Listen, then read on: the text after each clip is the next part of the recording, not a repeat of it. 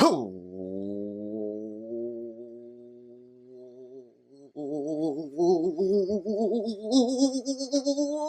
and gentlemen, boys and girls, children of all ages, this is Apex Greatness. Hey. I am your host, Russell Broderick. This way is Dario Albuquerque. Dude, I did it with such confidence. We did it right? Yeah, of course. I did it with such confidence. Of course, like I do it every time, right? Fire confidence. Didn't even second guess myself. It was money. I was just like, whatever you feel like is not normal, point that direction. And that's what I did. What is going on with you, my friend, today? You know, I'm chilling. You know, there's a level of frustration that I have today. Okay. You know, and I just have to let it out on the podcast. Talk to me. I have to let the audience know about. So when it comes to betting, there's a lot of different ways people go about it. Yeah. And I personally think that there's a smart way to go about it and to kind of control your money a little bit more, where you're not just throwing your money up in the air and just betting on like for hopes rather than betting with logic. Yeah. So I would like to go over a theory that I have. All right. So you want me to go to the sports book? Yeah. All right. Talk to me. So what I've noticed with many people that I speak to whenever I'm talking about betting, yeah, and they'll a lot of people do like big tickets. So like big ticket parlays. And you know what a parlay is, right? Yes. Do we? So, but for the layperson, a parlay is when you put multiple bets together to get like better odds. Because obviously, the more things that are different that you hit on, the less likely that is to ultimately happen. Yeah. So they give you better odds for it. But continue. Or worse, it's hard. But basically, it's harder to hit on multiple bets. So the more bets you put on a ticket, the more money you get. Yes. So see if I can. And what people just love to see when they're doing their putting their tickets is just to see the big number on the bottom of their ticket. Yes. So like for instance, like what you're doing right now. If you put 8 teams on right now, I'm trying to get a couple of teams up. So yeah, that's perfect. Each one of these individually has odds that are like, okay. But when you put them all together, at the bottom, you get humongous odds. So if I were to put in, let's say, $10, I'd win $250, which is the allure of doing this. Yeah, exactly. Right. And a lot of people look at it and say, oh, I'm just putting $10 in and I'll make $250. Yeah. And the way I look at it, and the way most people should look at it, is I'm putting $10 in, but I have a 90% chance of not hitting this bet because you just learn it in math with probability. Yeah. If you're trying to hit on multiple things, have multiple things happen on one bet, it makes it closer to impossible. So you have so much more room for error if you're putting 8 teams on a ticket versus like 3 or 4 teams. So talk to me how you would make your money. Yeah, I want to know this. Yeah. So pretty much what my point is, you know, like if you like 8 teams, you don't have to put all 8 teams on one bet. Yeah. Because you're gonna pretty much you have a lot of room for error. Yeah. You want to break up your bets. If I like 8 teams, what I look at it is, I could do 2 4-team bets and I'll get 120 on this bet and 120 here. I'm getting the 240. Yeah. Instead of putting 8 teams for $10 to get, I might put $15 on both bets instead of the 10. But you have so much more of a chance of winning because every week I at least win. Like if I try to put out 1 to 3 bets a week. Yeah. And usually I'll hit on one of them. And so then I usually either break even, I'll cash at least a little bit, or I'll cash a good amount. Like there's times that like the most I've ever won at a time is like 500. Yeah. But those were off 2 bets, and I won 350 on one of them and 150 on the other. And it was just like simple bets, and it was just 14 bets and 3-team bets. Yeah. Like so if you like, you could look at the whole slate and just pick them out. You can say, oh, I really like the Chargers going over or something, and I really like the Chiefs going over, and you could just put all of those teams. That you could write down a list of teams, and then you could just break them down to where you think what teams you think are gonna like have more realistic shots of hitting those bets. Yeah. And just try to do safer bets that way. Yeah. So then even if you're doing 3 bets and it's costing you $30 because it's $10 a bet or whatever. Yeah. You could still get to your 260 whatever. Yeah. But you have way more of a chance of actually making money that week versus putting $10 and wasting $10. You do have a chance of losing 30, but you have way less of a chance of losing 30 now because all you got to do is hit one of those bets for 3 teams. You know what I mean? Versus having to always hit one bet for 8 teams. It's just almost, it's like you're playing the millie in Draftkings every week doing that. If you're going to try to hit, because you're trying to hit on 8 things at a time. And that's what the millie is. You're trying to hit on 8 slots all the time. Yeah. So I just think the logical thing is to hit on small things, small little bets, and then you'll make more money over time. If you really like count up your money each week, if you're winning $100 a week, if you put a one ticket, 8-team bet every week, and you hit once every 4 months, like what are you really doing? You know what I mean? You're not winning. You might be winning the same, but you're going through so much more stress. But you're playing yourself. Exactly.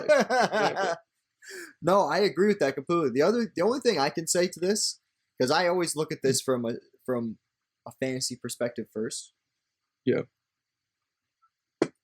My advice would be, don't always look at what you're doing from a gambling perspective and think about how you feel about the game from a fantasy perspective. In my opinion, it makes a difference, especially when we're talking about over-unders, right? Mm-hmm. For example, Houston and Cleveland, right? They're playing in Cleveland. If they're supposed to be weather, we're going to get to this. But these teams are both fully capable of putting up points, and they both have defenses that are fully capable of letting up points. Yeah.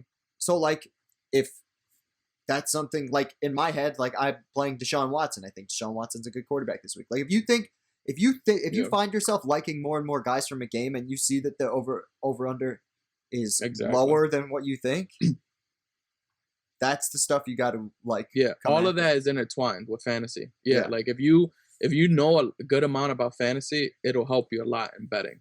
So, I agree 100%. So usually that's what I do.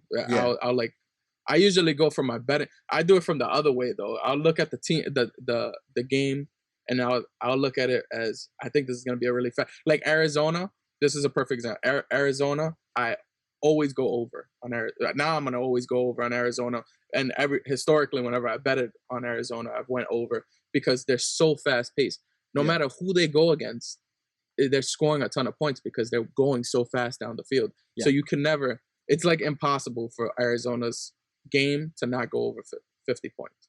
Yeah. And I think if you were to look at their history this year, I don't know if they had a game where both teams went under 50. But that's just like a perfect example of one. Like you just got to look at it from that perspective, and it kind of helps you from a betting perspective. But it's just always, to me, there's no point of wasting your money. Like I just think putting a $15 bet down for 8 teams is like you just wasted $15, or you like maybe you didn't waste $15, but that might be the first week you hit on an 8-team bet and you never hit again. Like I have a friend who contacts me every time he's gonna bet. He'll ask me my opinion, and he'll send me an 8-team banger. And he'll always say it's an 8-team banger. And I look at it and I tell him all the time, I'm like, split this into 2 tickets and I think you have a way better shot. Yeah. And then there's so many times he'll come back and say, I missed on 1 team. I'm like, if you would have split this into, you know what I mean? Like, it's like, how, like. Yeah, you're right. Crazy. That's where you're completely right. I just think when somebody is put in that position, the allure of winning the money is what gets them. Yeah, that's where you have to control yourself, and you have to just look at it as, am I really going to win this money? And odds are you're not. There's a reason that odds are, they do that because that's what they want you to do. They want you to look at the odds and say, oh, I have a good shot of winning this. And they'll show you $2,000 and you're like, oh, I have a $2,000 ticket. I really hope that I hit it. And then I've seen so many times where guys are up to they have their 17th hit, and then they're onto the 8th team watching the last game, and then they just screw them. And it's like, it's because there's so much room for error. Like you have 8 different opportunities to mess up. So it's just, I don't think it's smart. I am definitely agreeing with you. But with that said, let's get into this week. Facts. We got a couple of games with some wind that we're gonna get into. I actually got this cool app. It's gonna show us exactly how the wind will look. But for the most part, no like big rainstorms, nothing like that. And my favorite part: 1, 2, 3, 4, 5, 6 games in the afternoon. Yeah. So it's gonna be split right down the middle. Yeah, because I'm pretty sure there's 1, 2, 3, 4, 5. You've been mad at that. 5 games in the morning, so they're gonna split it. So it should be perfect, awesome, all day. Should have 7 hours of like chaos. All right, so we start with Washington at the Detroit Lions. Talk to me about. You want to know? No, I don't know. Do I want to know or do I want to guess? Let me guess. Okay. Definitely under 50 for over-under, I would say. Oh, yeah, for sure. And then I'll say... Ooh. Lions by 2. Maybe. I don't know. By 2 points? Yeah. Is Lions by 4.5. Oh, my God. I'm so surprised at it. I think Washington's going to win this game. Talk to me. Why? I just feel like the defense... I feel like I guess if Washington's offense just sucks ass, but like the Lions have the worst of the defenses, and I don't know if their offense could really light up the Washington defense has been pretty good, and I think it. So I guess it's mainly because of Washington's defense, and I think that the Lions defense is just it'll give. So I could see them scoring a couple touchdowns on the Lions defense and holding the Lions offense to. You don't have is Galladay playing? So that's what I was about to tell you. Adam Schefter confirmed today Galladay is not playing. He is out. Yeah. And Hockenson is now questionable. A late add to the injury report is never fucking good. Yeah. So that kind of. So I just don't see. I don't see why Washington can't win this game. I feel like between the defense and yeah. Go ahead. What were you saying? They can't win this game because they're not very good. Okay. That's how they lose the game. It's because they have Alex Smith at quarterback and their teams in general not very good. But the whole NFC East is not very good, so somehow they're still in contention. Yeah. For me, from a fantasy perspective, I expect this to just be an ugly game. But if I'm wrong, Gibson has the matchup, right? I would definitely do Alex Smith, right? You cannot stack Alex Smith with Gibson. You got to stack him with McKissick. Yeah. And then I like McKissick, but it might be because he's on my team too. But no, I just like that. I like the reception. So this is exactly correct. And this is look at this: 14 targets. 14 targets with Alex Smith at quarterback. That's Alvin Kamara, and that's it. Yeah. That's how you fucking win in DFS. Is you find guys like this, and if he even gets 8 targets in the next game, and it comes down to here, you're still comfortable at the price. He's still under 5K. And if he could get you 15 points for less than 5,000, I think that's a pretty good bargain. Alex Smith, with no practice with the first team, threw 3 interceptions and still hit the 300-yard bonus, got a touchdown, and scored 17 points. Didn't kill you. You know what I mean? Yeah. And he's either one of or the cheapest quarterback this week, right? Yeah. And Terry McLaurin, doesn't matter who's been at quarterback, he's just been underrated as fuck all season. Yeah. Like, He's been wilding. I love him. And then on the Detroit side, the best person to bring this back with, Washington. This is the bad part. If Hawkinson plays, Washington is bottom of the league against tight ends, right? Yeah. You can go there, or if you want to take another gamble, I really like Swift this week. Oh, okay. Yeah. Really like Swift this week. I thought you were gonna go to the Washington tight end. I'm like, oh, you're really stacking Washington. No, right now. no. If you're gonna stack the game, this would be how I would stack the game, like this. And then if you wanna do my guy, this is one of my under 4Ks. He's one of my 3 favorite under $4,000 plays of the week. Is Marvin Hall. Okay. He gets more and more targets, and Stafford loves throwing to him. And when they played at home, he got a ton of bombs when Galladay was out. I love Marvin Hall this week. He's cheap. Okay. Washington's not like their defensive line is great, but their corners are not exactly elite. Like they get to the passer. Like what is Washington's defense price this week? 3,200. That's not terrible. Considering they've been getting to the quarterback a lot lately. Yeah. Especially with Chase Young back. I know a couple of these games here, no Chase Young. Yeah. It's always hard for me to play defense on the road, like unless the matchup is mwah. So if you think that that's what the matchup is, I get it. Then go to the defense. But if you think they're going to be points across the board, I think this is a fair stack to go with. Marvin Jones is cheap, and he's a wide receiver 1. There's a lot of value this week. Yeah, and I forgot to mention in the beginning, but the over/under is 46.5. Yeah, so I was right. It's under 50. Yeah. I don't know if that's actually going to happen though. What do you think? Do you think Detroit can put up points? Because I think Washington is going to surprise people with the points they put up this week. I think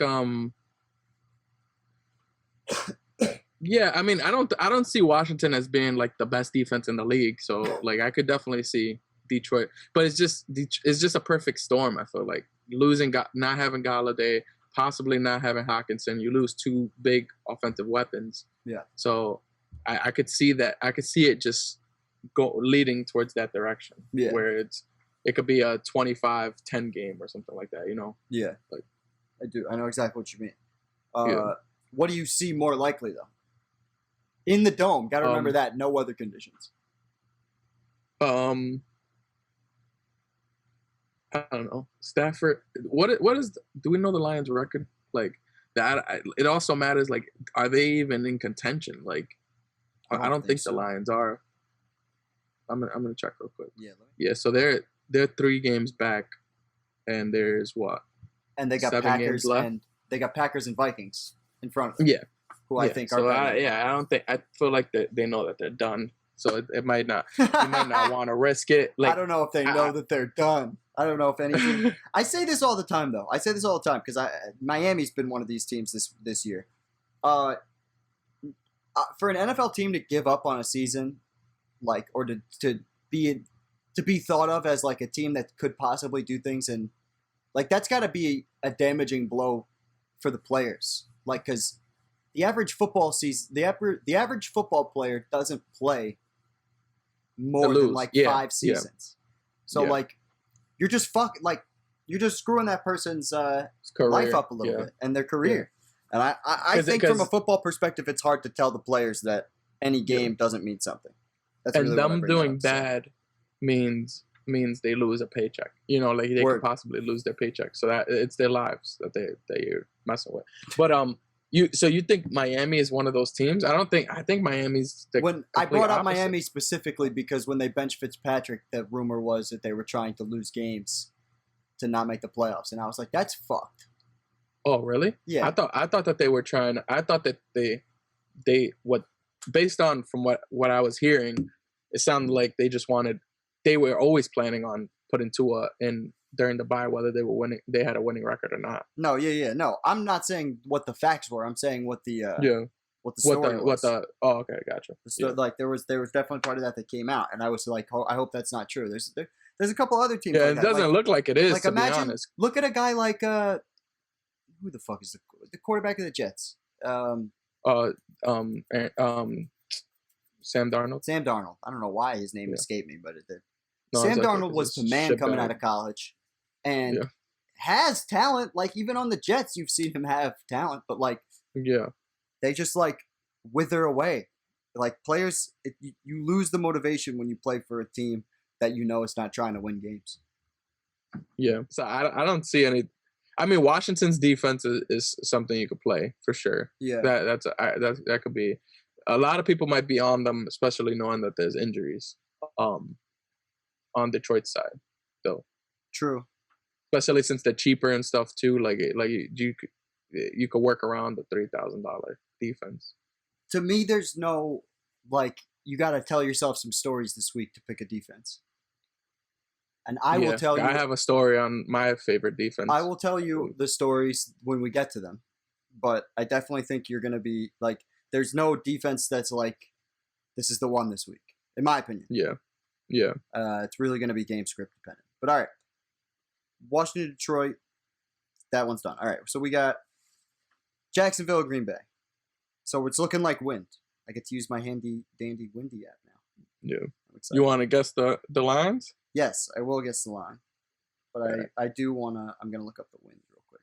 Green.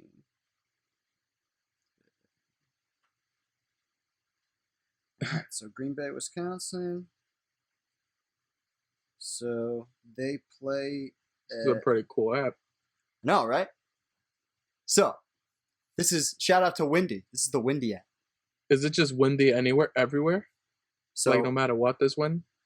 Meteorologists right now are probably shitting on me. No, like of course there is. So I will do the basic understanding of the map. Are you ready?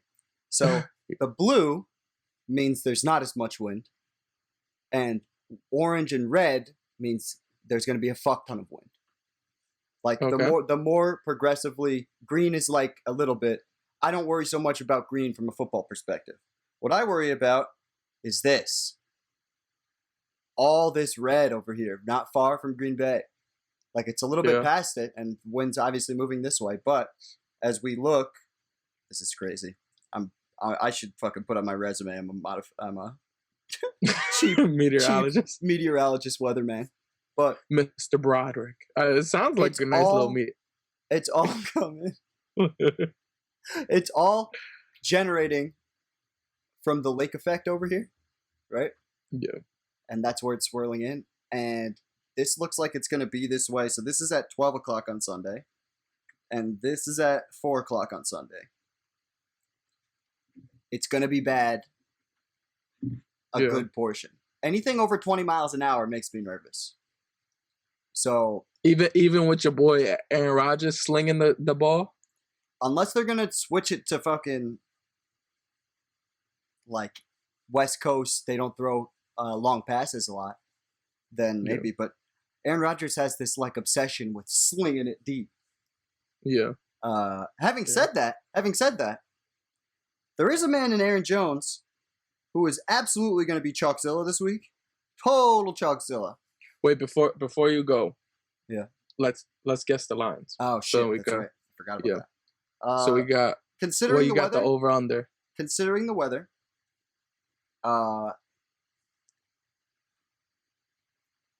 I'll say under 50, definitely. Okay. Because Vegas is smart to that weather shit. And then I'll say Packers by 10. Okay. You were kind of close. So it's over 49. Wow, so really? Yeah. Okay, so that's more than I thought, though. And they have Packers by 13.5, so pretty much 2. Wow, no respect to this man. No respect to fucking Jake Luton. No respect. After this guy put up 25 points. And we saw Jake Luton start looting. He was looting. No, he was. Should I not be saying that? Is that not? I don't know. Okay. It's up to you. Fine. I don't know. Yeah. It's not about whether you should say it. It's about whether, you can look at yourself in the mirror and say it. Oh, I could look at myself in the mirror perfectly fine.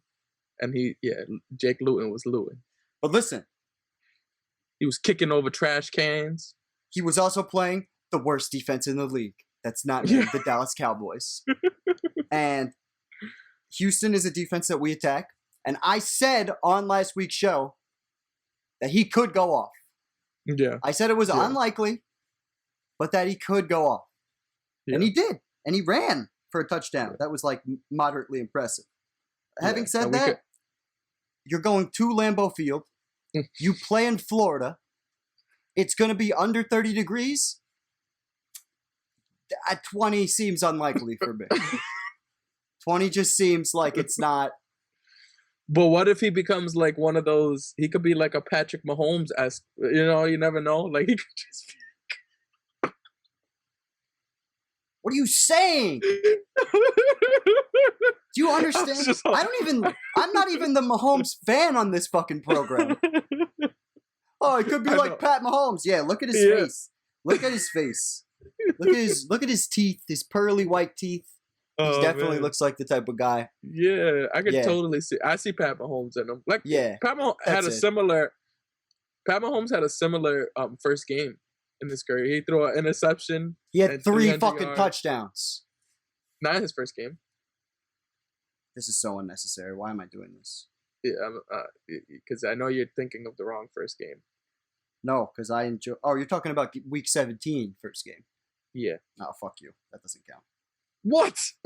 This is a game that doesn't matter. He threw an interception. Anyways, I don't think Green Bay fucks this one up. I really don't. I really would be surprised. I don't think so. How much is Green Bay's defense this week? 3,700. Rightfully so. They're the second highest priced defense. This is a story you can tell yourself. Jake Luton, a kid playing completely out of his element, right? Against not the worst defense in the league.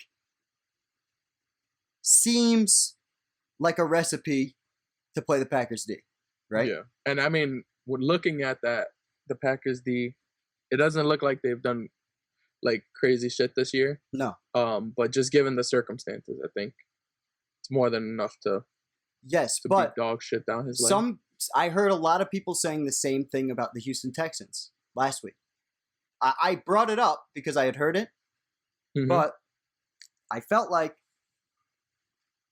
the Texans have sucked all year. Yeah. And they just, even if they don't give up points, they give up fucking yards, which lead to points. Mm-hmm. Like, I think that Houston's defense should always be attacked, and I think that's what the situation was. And I think Green Bay has shown that they've been able to put up respectable performances, maybe not like high scoring fantasy performances. Yeah. But I think their odds of getting a defensive touchdown are as high this week as they would be in any week. Yeah. For me. So, and we just saw what they did to a team that's clearly inferior in the beaten down backup San Francisco 49ers. Yeah. And the only thing, so I agree with you 100% with the defense. Yeah. So I remember the last time we expected weather conditions to be a problem, and Aaron Rodgers went off. Do you remember that with Davante Adams? So which game was this? It might have been. This was Minnesota. This was the Minnesota game. The weather conditions changed Sunday morning. They did. They changed Sunday morning. Was it Minnesota? Okay. Yeah, maybe it was that one, because that was the week Dalvin Cook absolutely went off. Because I remember, because I was like, Aaron Rodgers. Oh yeah, the Dalvin Cook. Yeah, I remember that. Yep, that's true. That was the Stackzilla week. Because Adams, Dalvin Cook, and Aaron Rodgers probably won you a bunch of money that week. Yes, it did. Yeah. But that weather changed literally, and this is what I say always with this shit. Check Sunday morning. Yeah. Check Sunday morning. Because if that's going to be over 20 mile an hour winds, he's not going to be able to do the bombs. Davante Adams is just going to be running the short passes. Like, you can play Rodgers and Adams, but Adams is going to be $9,000 this week. Yeah. He might be worth it. I mean, he's literally been worth it almost every week. Seems hard to say he won't be worth it. Yeah. But Aaron Jones is going to be really worth it. Because Jacksonville, one of the worst run defenses, really defenses in our league right now. Wait, they're in the bottom 5. Do you think a lot of people are going to be on that, though? I just feel like I feel like a lot of people are going to be on the Packers. A lot of people are going to be on Aaron Jones, especially when Aaron Jones wasn't even supposed to play last week and he got 15 carries and 5 catches. Like, he wasn't going to play. If it wasn't for the COVID shit, he was not going to play. And now you're telling me he's good to go? And is Jamal Williams playing? Or is he still in COVID protocol? Jamal Williams is back. So that makes it a little... I don't know. Probably usually isn't enough of a... Yeah. And is Lazard... Is Lazard back? Because that matters. Because Jamal Williams might be a nice little receiving option if Lazard isn't playing. Yeah, he's still out. Alan Lazard, still out? I'm pretty sure they said that. I can look that up. Pretty sure that one came out a little. You guys should follow Adam Schefter. Oh, right, that's how you pronounce his name. Adam Schefter and he gives you all the shit. Ian Rappaport. Follow both of them if you want. Facts, yeah. Or just follow. Don't forget to like, comment, subscribe. Comment. Don't comment. Just share. I don't want to know your thoughts. I just want you to get our shit out there. Are you editing that out? I don't know. We'll see. I'll watch it later and I'll see how it comes across. LaFleur referred to Lazard as a game time decision, though the Packers would need to remove the wideout from injury reserve. So you'll know by Sunday morning. Yeah, you know what that means. That means 5 receptions, 100 yards, and 2 touchdowns. You really think Lazard's like that? I just think they're in desperate need of a second guy. Yeah, but look at him. In the beginning of the year, he was doing his shit. No, I'm not saying he's garbage. Rodgers was loving him. I know Rodgers has loved him pretty much since he came to the team. But I don't know. There's a lot of options in Green Bay that get fed before he does. But at 4,000, he was on my radar this week, 100%. Yeah. But it doesn't look like It doesn't look like to me they're gonna take him off IR. Yeah. They probably don't feel like they need to either against this team. You know, this is the other thing I wanted to talk about. Yeah, I was gonna say Robinson.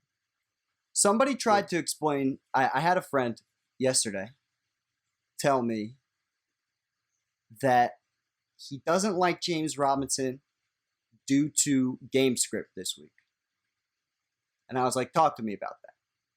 And he was like, "Look at all the games where Robinson gets a lot of touches.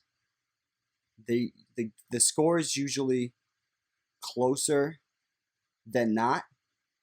And I was trying to say, I tried to make the call, but look at this receiving. But if you look in the last game he played with the new quarterback, those receiving numbers kind of fell off the face of the earth. It's a 1-game sample size, but it is concerning. However, however, Green Bay gives up points to running backs. Yeah. And going back to the weather, if he's gonna have to throw short passes, he's probably gonna be dumping it down to the quarterback a lot. I would imagine so. I don't expect a lot of bombs to DJ Shark in this game. Yeah.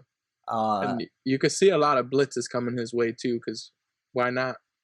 You know? Yeah, I agree. I totally agree. So the 2 guys I'm looking at on Jacksonville, I'm pretty much fading Shark this week. I think you can't really go to that well. Yeah. But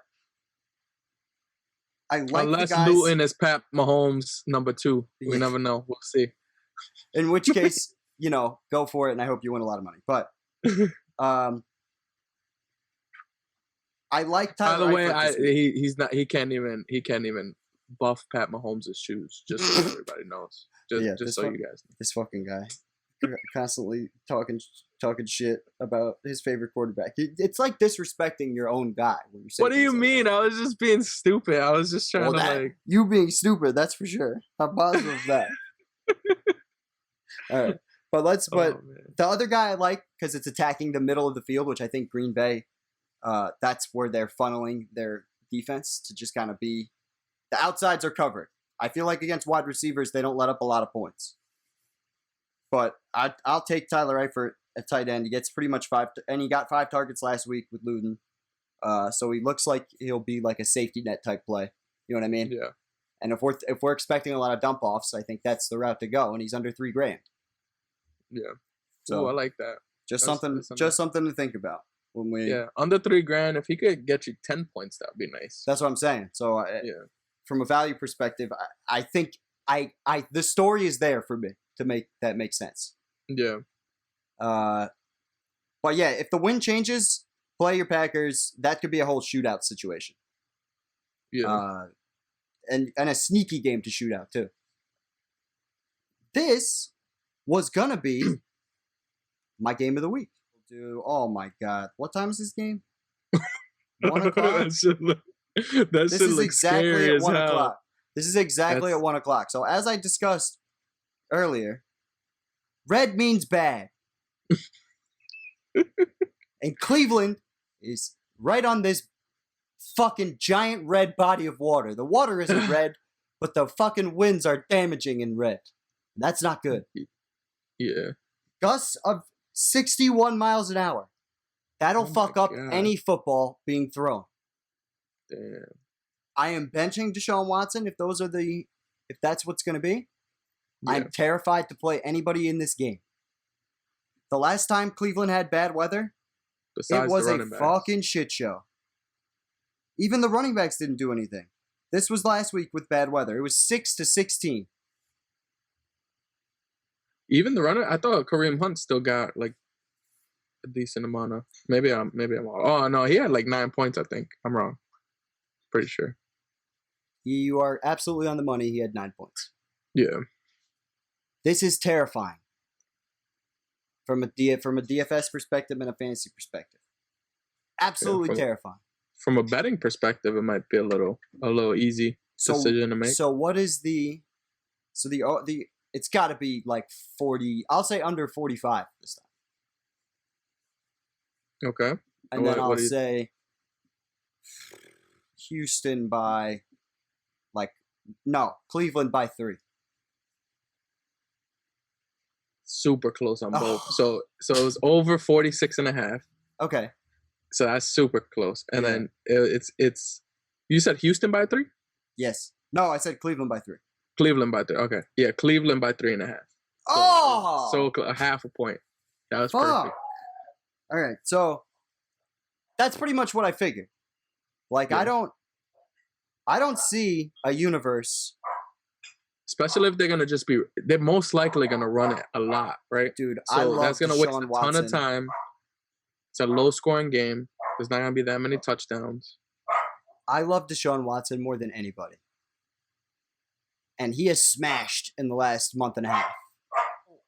Watson, I don't think, is going to be smashing Cleveland if that's going to be the weather. Yeah.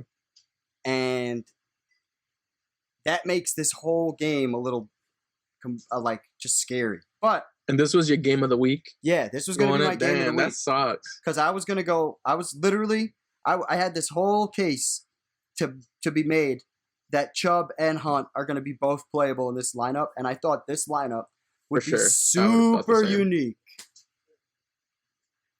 And I think if I went Eifert here, right?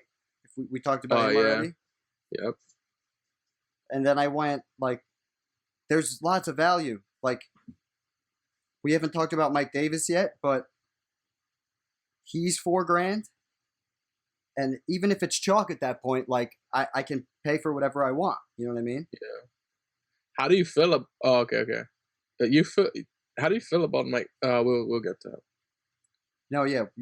Wait for that. But what I'm saying is, now I feel like I'm scared. I'm just scared. Just scared to do all of this. If the weather changes, I think. First of all, I think even in bad weather, there's potential for this to smash. Because there's a scenario in bad weather where they both get 15 carries each. And if that happens, then they could both easily get 20 points. For players who who cost 67, 6,800. What would make you happy? Like what kind of point total would you want from them? 21.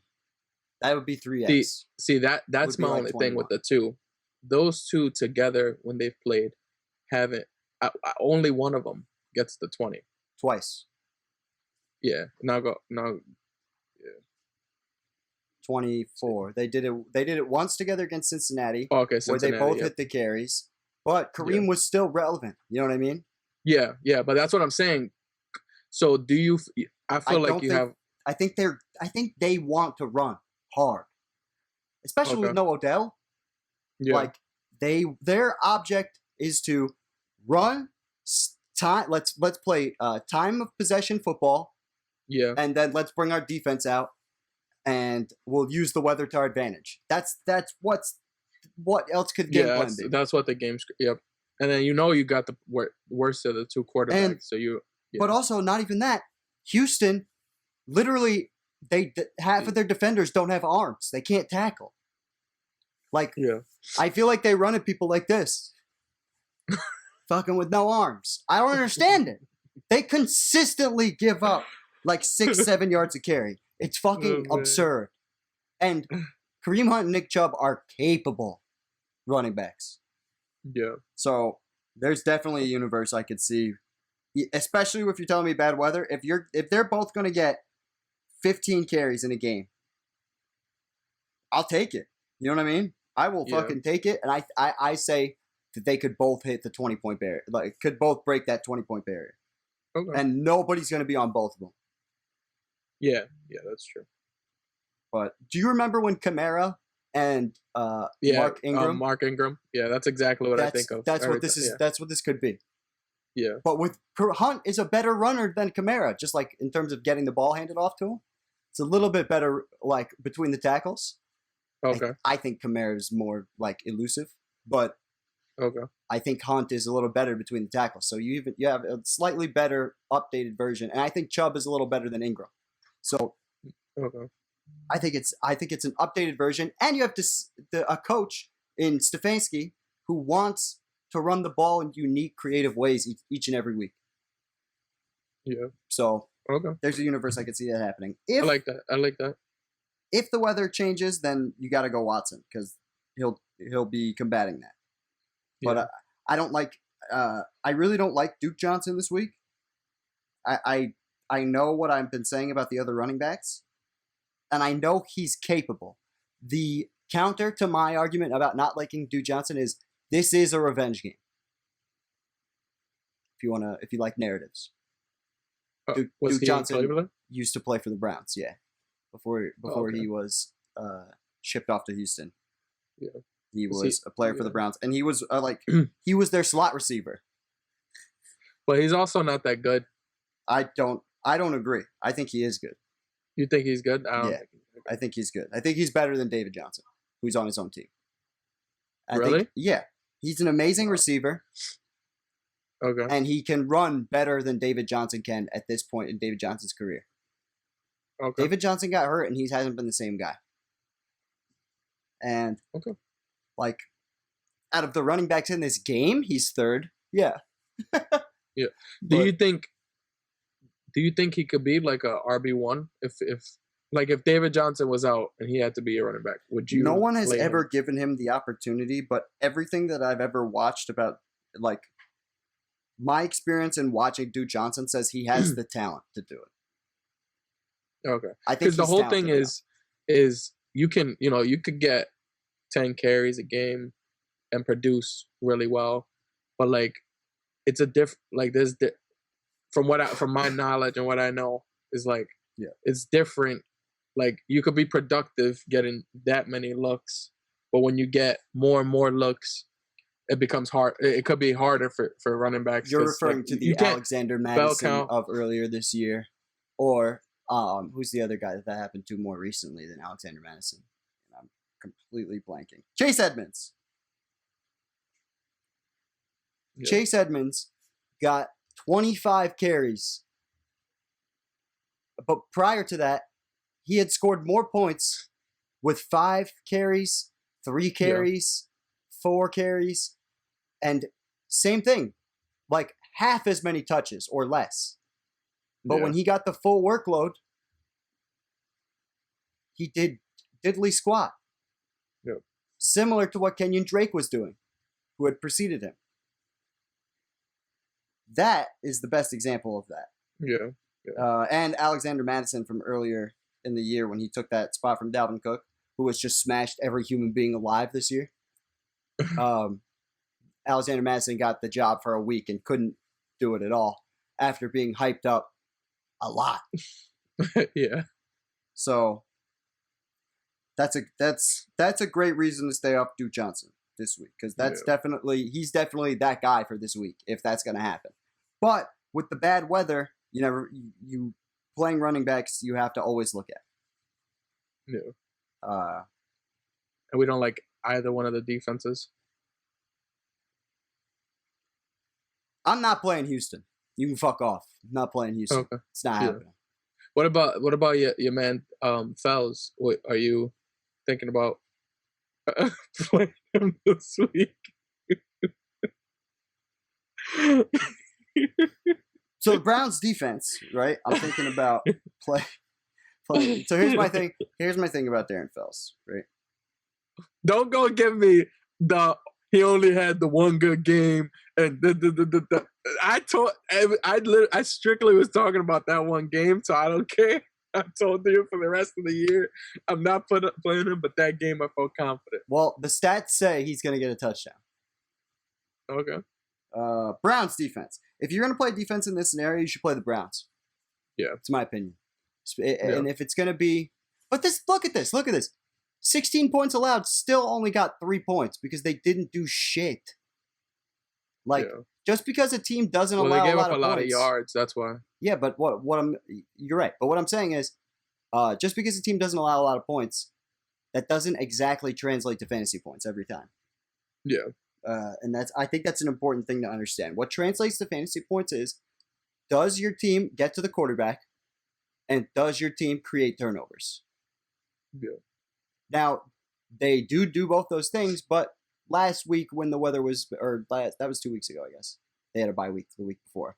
Yeah. That would be the other reason to play the Browns defense, is because they're coming off a bye. Yeah. Giants in Philadelphia, no real weather issues to concern ourselves with in this one. Yeah. What do you like for the over-under in this game? I'll say this one's going to be, let's see. The last game was like 22-23, so that's like 45-ish. So I'll say this one's over 48. Okay. And who you got winning? And then I'll say Eagles by 3. Really close. Well, so it's 44.5. Yeah. Over and under. So fun fact, the NFC East, is that what the division that they play, NFC East? Yes. Has not, whenever they're going against a team, they have not had, the over-under hasn't been over 45. Wow. This year. Yeah, until, at least since Dak got injured. Yeah. And it's just because they don't score for shit. That's really, that's really interesting. Yeah, I've noticed that. I never bet on them. Yeah. Because I just another thing that I do when betting is if I know that a team is very inconsistent, or they're shit bags, I don't bet on them, because you can't. To me, the worst thing to bet on is someone who's inconsistent, because you can't. You're relying on something that you don't always see. You know what I mean? And then the Philly, you were really close with the 3 points. Philly by 3.5. Dude, they keep just doing that just to troll me with the half. Yeah. Well, the part that's annoying about that is because 3 is perfect. You know what I mean? Like, because you just get the field goal. So, like, you have to win by at least a touchdown, or like usually it's like a touchdown, or you get a touchdown and they get a 3-point conversion or some shit like that. I don't know. But I think that the second time a team plays another team in division like this, the scoring doesn't usually go up because there's tape. You know what I mean? Yeah. Yeah. And they didn't play that long ago. They played like 2 or 3 weeks ago. Yeah. So I think Daniel Jones, 22 fantasy points. That was the week he ran for a mile. This game was on national TV, so we've seen this game, right? Yeah. Here's who I like. I love Miles Sanders because I think he's going to be sneaky this week. Yeah. He's fresh. There's a lot of other guys around this price range, and also his backup is $6,000. So I think people are going to be weary of that and get nervous to play Sanders. And I think Sanders is going to, if he gets the full complement. Yeah. He said that he feels great. So yeah. He feels good. He feels normal. He's ready to get back. And they need him. And this is a huge game for them. Yeah. You know what I mean? So, like, I think they're going to They're on top of the division right now, too, right? I think. Yes. We're like 3-6. Yeah. Some shit like that. I am pretty sure you're right about that. I'm pretty sure it's them in Washington. Yeah. But I think Miles Sanders is going to have a big impact in this game. Definitely. Carson Wentz. So, for the most part, has played better than he had previously. And against the Giants, the last time, he put up 30 fantasy points. Got in the end zone with a rushing touchdown. This, to me, is fascinating. I don't know if you noticed this. Yeah, I actually haven't. But I don't really pay attention. The NFC East, I just, like, ignore them. I don't ignore anybody. So, the thing that I think people look at too often is this, in terms of the interceptions. And I think the Giants' defense is going to get one. But he's got just as good of odds as any other quarterback in the league, apparently, of getting a fucking rushing touchdown. With 5 on the year. Yeah. That is absurd. Yeah. And that's what gives him this ceiling. You know what I mean? Of that 30 points. Yeah, when he But go ahead. Yeah. No, I was going to say, when he gets the rushing touchdown, did he get a rushing touchdown at each of those 30-point games? Pretty much. Yeah. Yeah. Both of them. And he had 50 yards in this game. Goddamn. He had a lot of fumbles, too, this year, too. Yes. That's why I'm surprised that he's doing as much running as he's doing. However, here's the one thing I am going to say. Washington, on the road, not as good, right? Yeah. San Francisco, good defense, yeah, but on the road, under 200 yards, right? Saved his day with the rushing touchdown. Yeah. Right?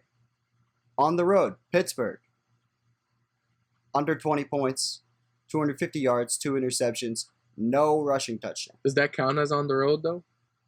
Pittsburgh at Pittsburgh? Oh, why? Because it's like Philly. Pennsylvania. Philly, yeah, it's like right there. I don't know if it... I understand what you're saying, but technically it's not in there. He slept in a hotel room that night, I'm pretty sure. Yeah, I got you. I was just being stupid. But at home, picked it back up. So maybe this can be attacked just simply by him being on the road. Yeah, it is absolutely cause for pause. Cause for pause, yeah. The Giants' defense has been super efficient and underrated and always underpriced. They never are more than $3,000, and they always put up at least 5 points, except for one outlier game against San Francisco. I think they have and it's weird, I think they have the best defense in that division. Maybe is between them and Washington, for sure. Washington is a little bit better at getting to the quarterback, but the Giants' defense has been consistently getting turnovers. Yeah, your homeboy Joe Judge, he's doing what you want him to do. Who the fuck is Joe Judge? That's their head coach. He was the Patriots. Really? Yeah, he was the Patriots wide receiver coach, and they fucking hired him as the head coach. I thought his name was something different. You know what's fucked up? I just always think it's Bob McAdoo. And he's not even a good coach.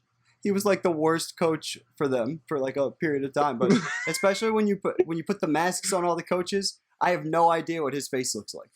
Oh man, that's fucking crazy. So I was just like, who the fuck is Joe Judge? I thought you were talking about like Yo, the manager for the Yankees. I was like, what? Yeah, funny story about Joe Judge. He in preseason, or not preseason, but whatever the fuck it was, like the beginning of the year, he had his defensive lineman playing or practicing with tennis balls taped to their hands so they wouldn't hold. That's good shit. Yeah, I guess. And it's apparently helping because they get to the quarterback at least 3 times a game. Yeah. But Bradbury has been awesome guarding wide receiver ones. Here's my question. Who is the wide receiver 1 for the Philadelphia Eagles? I guess Fulgham, right? It's a trick question. He would be. How many targets does he get a game? He gets a lot, but I feel like he's been, at least lately. Alshon Jeffrey is back. So you think he's going to just straight up take it away? No, I don't. It's going to take some time for Jeffrey to reach full game readiness. So he's going to come back in the game. I think he could get some red zone targets. But ultimately, I think the guy to play in this matchup, and this might be biased because I picked him up on my fantasy team, but I think the guy to play is Jalen Reagor. He's not the wide receiver 1 definitively. I'm sure of that.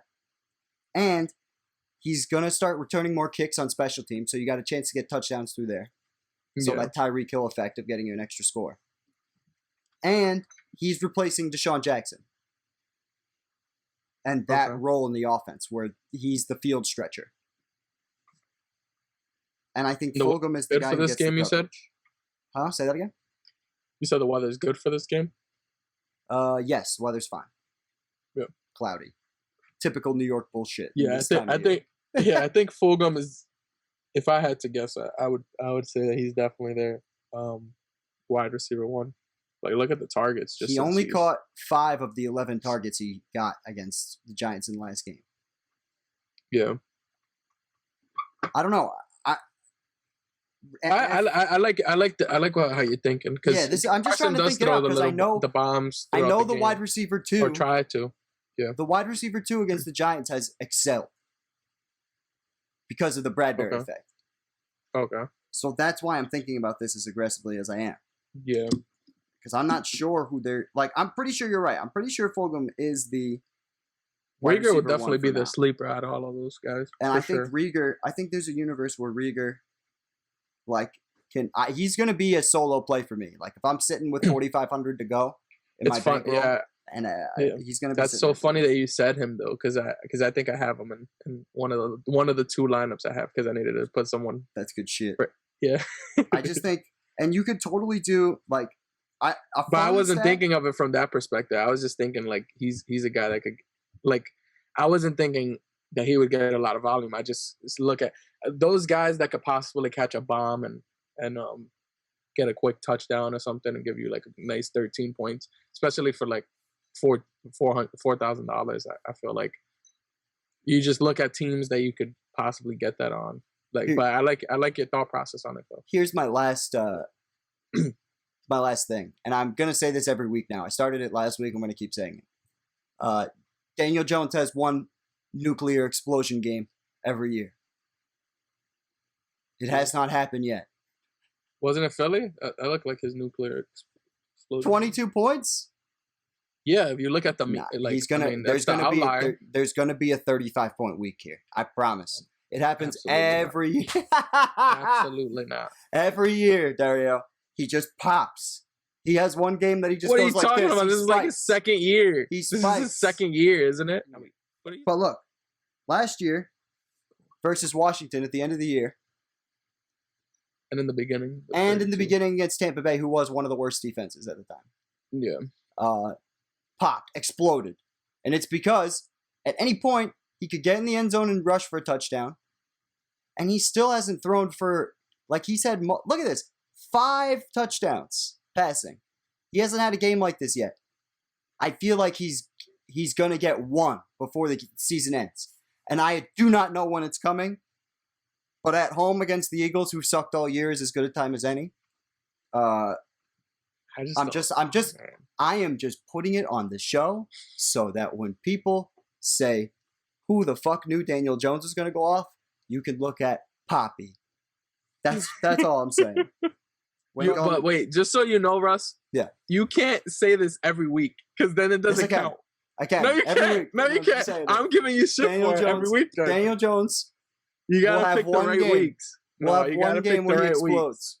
No. You can't say that every week because then it's like, well, I'm not going to say. Never gonna be wrong. I'm not going to say if he faces the Steelers, it's going to happen. But of course, that'll be the week it happens. Just so you know, I like Wayne Gallman. Here's the thing about Wayne Gallman, though. If Wayne Gallman needs to get you 20, or if Wayne Gallman needs to get you 10, he'll get you 15. What the fuck are you doing with your hands? That's Casey. That looks like idiot sign language. I don't know what that is. Casey. But you didn't like that? No. But listen, Wayne Gallman, if you need 10 points, is going to get you 15 points, which is good. But if you need 20 points, Wayne Gallman's going to get you 15 points every time. His ceiling is 15, his floor is 15. This is what he's going to get you. Okay. I don't think he's going to get any more than that. But I think from if you play cash games at 4,500, why the fuck not? And he catches passes, so you could stack him with Daniel Jones. How much does he cost? 4,500.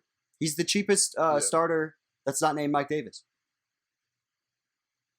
So I'm interested. And I played him last week as like in a filler position, and it worked out great. So I don't see why that couldn't happen. Philly has been terrible against tight ends, so Evan Ingram, who's been getting more and more targets. Do you recommend stacking on a game that is probably not going to go over 40, 45 points? If you hit it right. Like if you I'll take one of these out because this might be too big of a stack. But if you say Daniel Jones is going to have 250 and 2 touchdowns, right? Yeah. And Shepard gets one of them and Ingram gets the other one, and then Rieger catches a bomb, you're lit. Yeah. Yeah, if all of the 4 touchdowns or 5 touchdowns are in your lineup. But that's the entire point of stacking. Yeah. You pick the quarterback and then you kind of guess where the quarterback's going with it. At least that's how I stack it. And I like Shepard. Shepard's been getting a fuck ton of targets when he plays. And Ingram's volume has been going up and up and up. And he had 9 targets the last time they played. So I don't see that changing. Yeah. But that's a great point. What you asked about the over-unders. The over-unders at times dictate my game stacks. But if I can find the game script where I'm just saying to myself, is this defense really capable of stopping them from doing this? Or is it just the offense holding itself back? If it's the offense holding itself back, I'll play that. Because I think the offense at any moment could get out of its own way. Yeah. I really believe that. Unless you play for the Chicago Bears, then it's just not happening. Yeah. You see, and to me, with fantasy that's okay, but with betting, I think that's a horrible idea in betting. Yes. Because I'm okay with that. And then, like again, the inconsistencies is like what I kind of try to steer away from. If I see teams that are inconsistent, I just stay away. The best thing to do to relate gambling and this particular shit is if you're building a cash game lineup, that's the way to look at it. Like, go, okay, I'm going to relate my bets to my cash game lineup. Because when you're looking at like a 50-50 or a double up, that's when you're thinking the way you're thinking. But when you're thinking about a tournament lineup, where like, you're trying to get top 5 or fucking, it doesn't matter. Yeah, like exactly. You got to shoot. That's when you throw, yeah. And you got to try shit that people aren't going to be necessarily trying. I'm looking for the plays that aren't exactly consistent. But one thing I've realized this season is guys usually don't go off, but games definitely go off.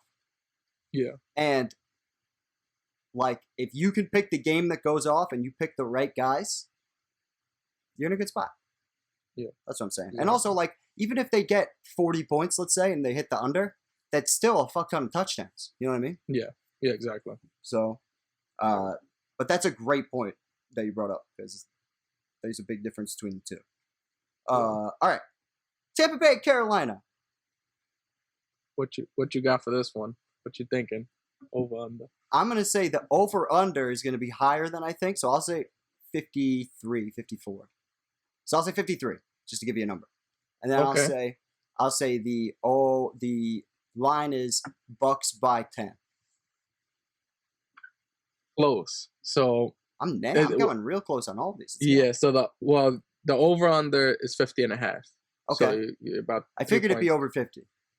And you would be closer with so it's Bucks by 6, but since they're away, the 3 points. If we're doing, so it would really you're pretty close. So I like this game to go over for sure. You do. You think Carolina? So here's. You want me to tell you what I really think with all my heart?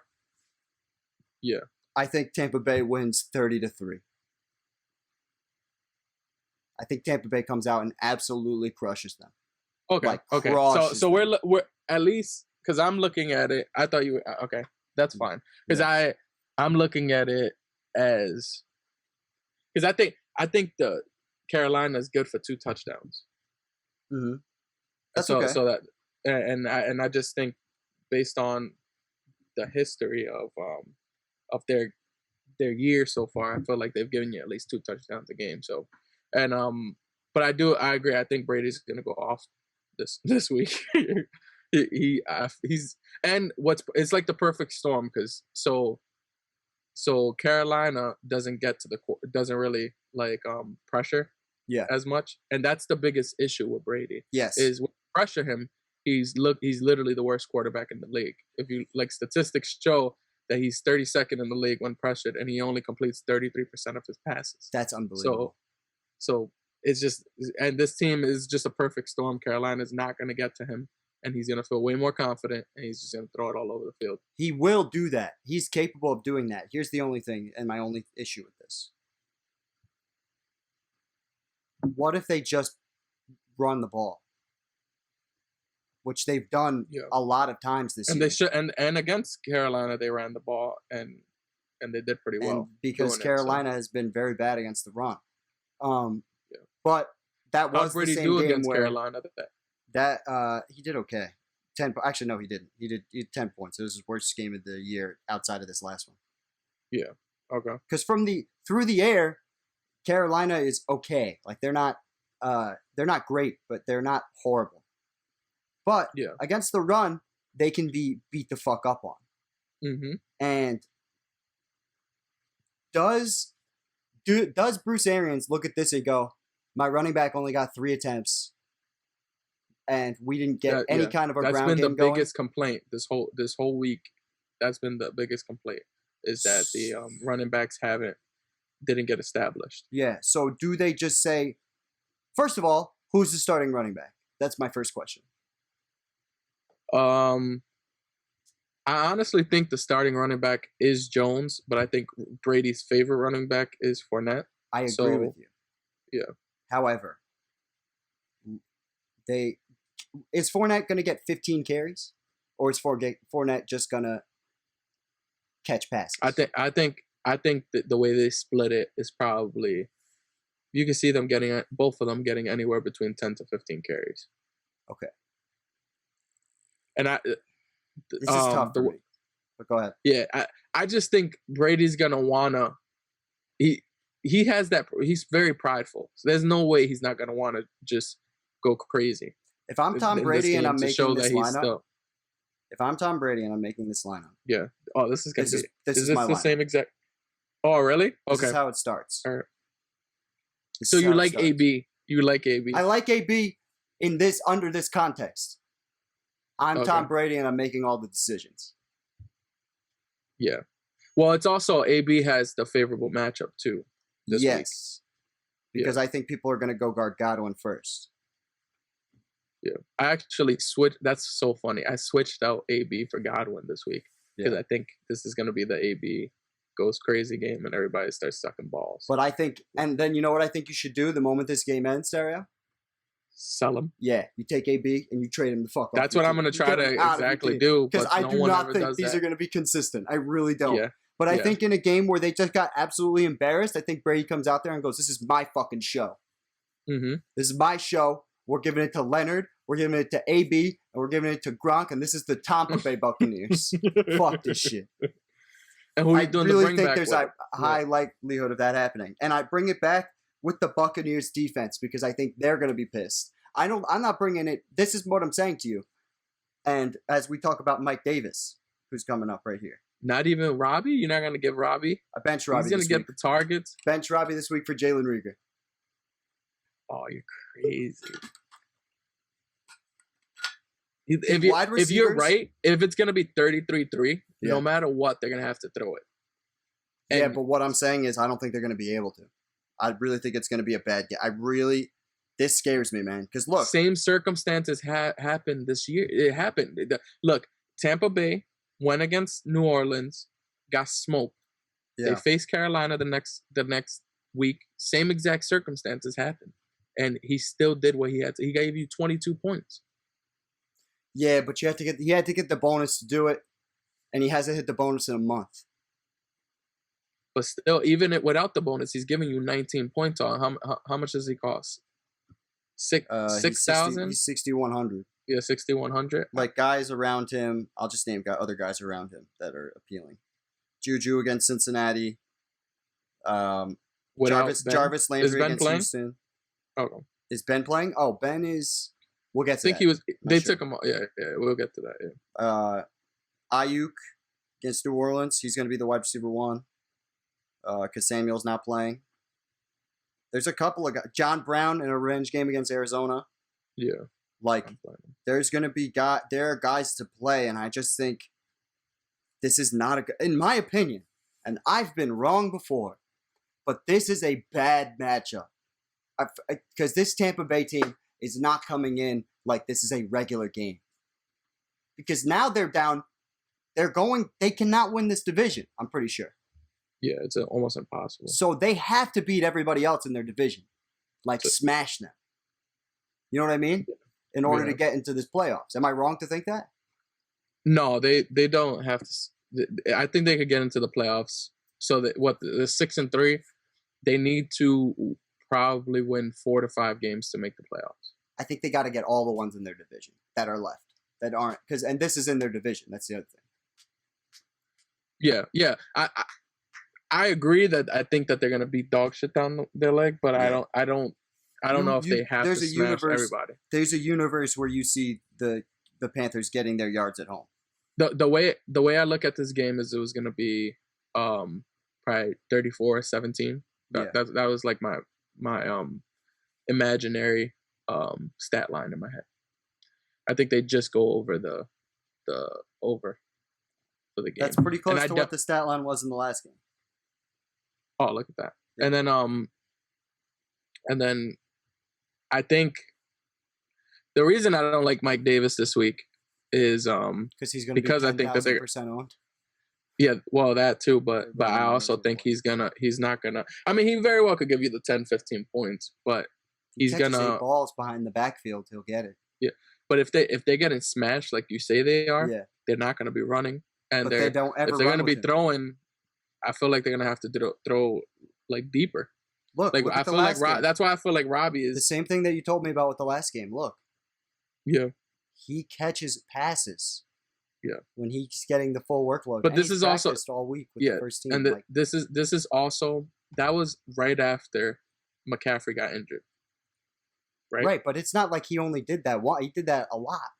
No, I know. But what I'm saying is you could see why Tampa Bay's been a good run defense all year. Yeah, I'm agreeing with that. I understand. Yeah, so I think you're not game planning against that. Now you know who Mike Davis is. You know what? Like I feel like you try to stop that, and the first thing they're gonna want to do is try to stop the run. Yeah, they held Kamara to a pretty low total yardage. Yeah, that was his worst game of the year. Yeah, it's interesting. That's interesting, and that's another reason why I just think it's going to be hard for them. Like, what do you think about Curtis Samuel? That's another guy. I don't know. I think the only reason I personally have Robbie in a league, and the only reason I feel confident in it is because I know he's gonna get his 9 targets a game. Yeah, and I just feel like he's produced with the 9 targets all year long. So that's why I feel confident about Robbie. Everybody else I don't really know about, but like that's just me. Do you think DJ Moore is Moore's playing, right? That's the guy that I don't fuck with. I don't pick DJ Moore. You don't touch him? Yeah. I don't touch him. Because this guy's been pretty going off pretty consistently. What I'm saying. This is my guy right now. I love what they do where they take him and they put him in the backfield. That's going to fucking happen with no Christian McCaffrey playing 100%. Yeah. And they've been playing, if they don't play him in the backfield, they play 3 wide receiver sets where he runs the slot. And he is sick. And they've been using him correctly. And he's become basically the number 2 guy there. And I could see, this is the guy I could see getting points in this scenario. Just like because I really think they're going to come out and try and shut down Robbie Anderson. I really believe that. You think? I really think that's going to be the one guy they come out and like try and stop because of what he did to them last game. I think they're going to look at the tape and they're going to go, well, we need to shut this fucking guy the fuck down. I really believe that.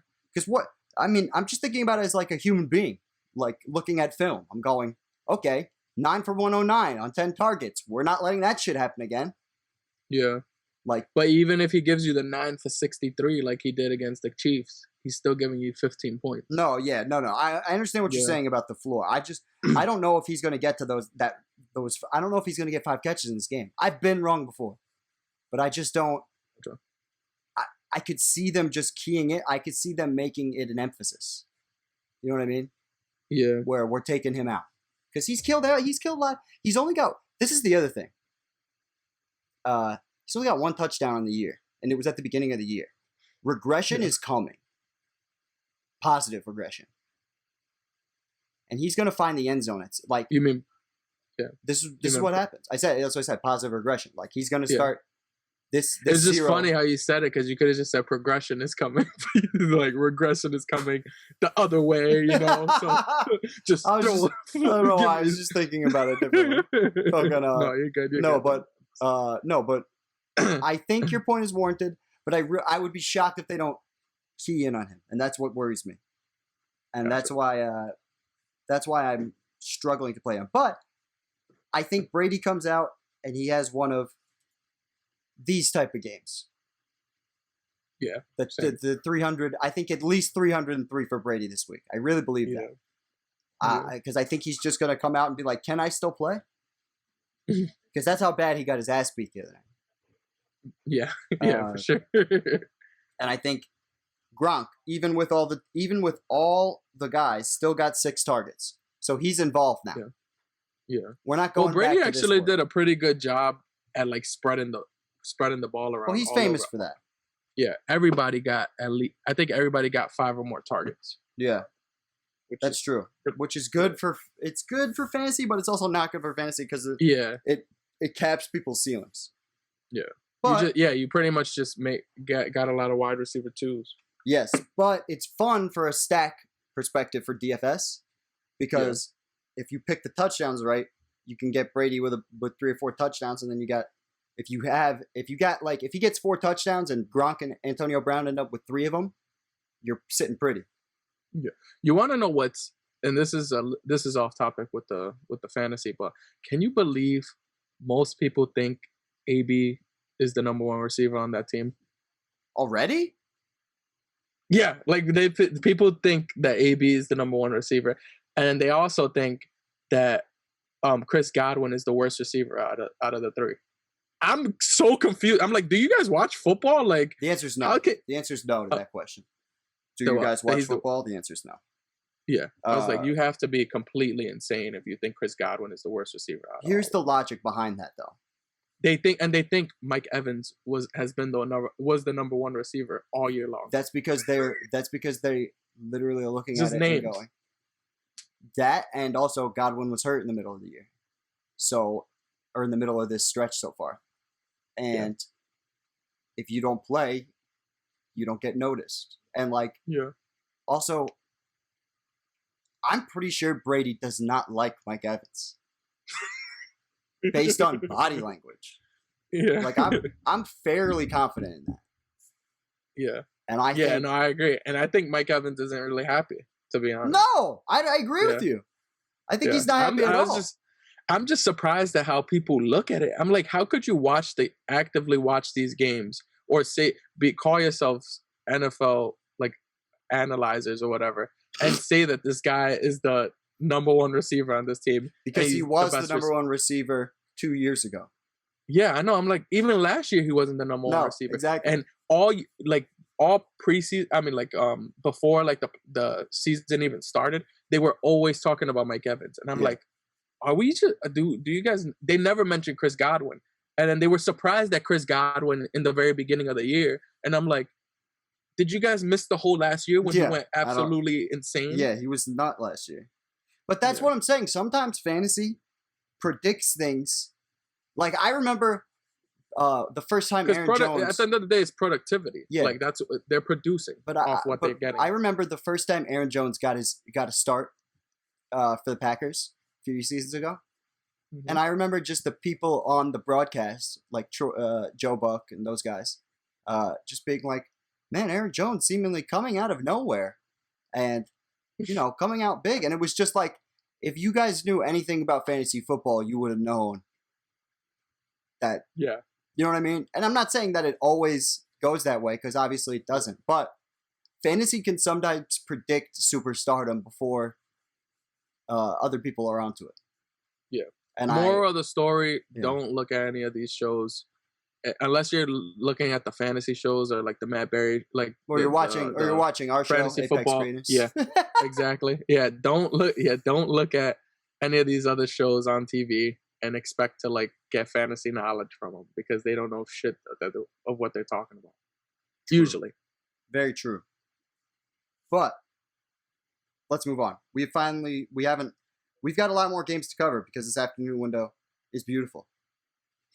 But because my game of the week got ruined, this is my new game of the week. What are you thinking the over-unders are? I will say the over-under is definitely 52. And then I'll say Raiders by 5. Yo, you have been really good. Literally a point off on both. It's over 51 and Raiders by 4. Fuck! I wanted to pick a weird number because I figured it would be not 7 or 3. So I was like, I bet you it's fucking something weird like 5. But Denver Broncos, defensively, right? When we look at Derek Carr really quick. Defensively, 20th overall against quarterbacks, bottom third in the league at defending. Just pretty much in general, run, pass. They're like a below average defense. Not horrible, but below average definitively. Yeah. In my opinion, when Derek Carr goes against okay defenses, he puts up pretty good performances, and he is consistently been good at not turning the ball over with a 16-2 touchdown interception on the year. Got a couple of fumbles, but that happens at the quarterback position. My question for you is, do they let him throw? Yeah.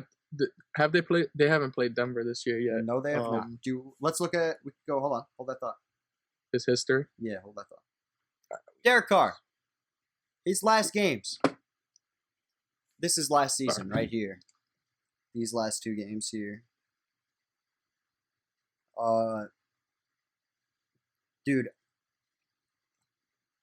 He has been such a, outlier. He has had a pretty much outlier type season. He hasn't had this good of a season since Khalil Mack was on the team. And so I don't know. And he definitely hasn't played this well since starting to play under John Gruden. Yeah. So, at home, I don't know. The matchup obviously is what it is, which is okay. I don't know. My soul wants to play Josh Jacobs. Okay. I could see it. I don't see why not. I feel like I don't know. I like this. This game was probably going to hit the under. How? You know what? I take it back. It's not my game of the week. Take it back. Fuck this game. Okay. Fuck this game. You know why? Totally switched up. Totally switched it up. Because if Drew Lock's going to be giving me 7 for 47 on the ground with a touchdown and 300 yards, then he needs to be played in all formats. But, like, is that the guy we're getting right here? Or are we getting, like... So, we also got to remember this is a division game. Yeah. So that matters. I think that matters. I agree. I think teams play harder when they're... You could definitely see that would be the reason Denver will want to play harder, even though they're pretty much out of the being a playoff team, I'm pretty sure. Yeah. I think if you're going to stack this... Do Jude. I like Judy. You don't like Judy? Ooh. Well, he's questionable. That's why I don't like Judy. I think he's playing. I just get scared when anybody is questionable. Okay. It scares me. Especially people like Judy who are fast as fuck. Yeah. Let's see what he's questionable with. It's a shoulder injury. And he injured it last week in the game. He's pretty confident. Coach says he's pretty confident Judy will play. And it's an afternoon game, so it gives you a little more time. And he just went off last week, right? Yes, but he went off against a team that everybody goes off against. Especially through the air in the Atlanta Falcons. Okay. How's the Raiders defense against wide receivers? That's what I'm saying. Like, it's middle of the pack, yeah. The worst kind of defense to go against. The ones that are middle of the pack, because you're like, you never know what day it could go good. It could be good, yeah. But exactly. They are allowing 27 points a game. So, you could play Judy. Why not? How do they play against the tight end? Because, they're better against the tight end than other teams. But, because I really liked playing Fant last week, and he didn't really come through for me at all. Only got 3 targets. But I think in this is kind of... Oh, hold on. Patrick. I like Hamler over Patrick. And he's another guy, under $4,000. Got 10 targets last week in Atlanta. And caught the game-winning touchdown the week before against the Chargers. Okay. I think this is good correlation. When you catch the game-winning touchdown, and then the next week you get 10 targets, that means they're playing you. They're like, we like you. Yeah. So you came through. I feel comfortable playing Hamler in this bring back, and it looks like this. And you're sitting with 56 per, or 5,700 really per player to remaining. So like you can do fun shit. Yeah. So I don't know. I think this game could totally shoot out because of the middle of the pack defense thing. Yeah. When they're both like that, that's usually the games that are like sneaky shootout potential. And a majority of these games that have been played in the AFC West have gone over, I'm pretty sure. Like maybe not been super close like the Chargers game was, but I'm pretty sure they all hit the over. Yeah. So like that's a good sign. So what is your reasons for wanting to play Josh Jacob? I know you said I love him. Just have a feeling. I have a feeling he's very touchdown dependent, obviously. But I think this is a 20 plus carry game for him. Yeah. I believe that. And that makes me feel like if he's going to get 20 touches, the odds of him having a subpar game are way lower than they would be if he only got 10 to 15. You see what I'm saying? Okay. Yeah. But it's for on Draftkings, it is hard to play Josh Jacobs in general because there are other guys around his price range. Okay.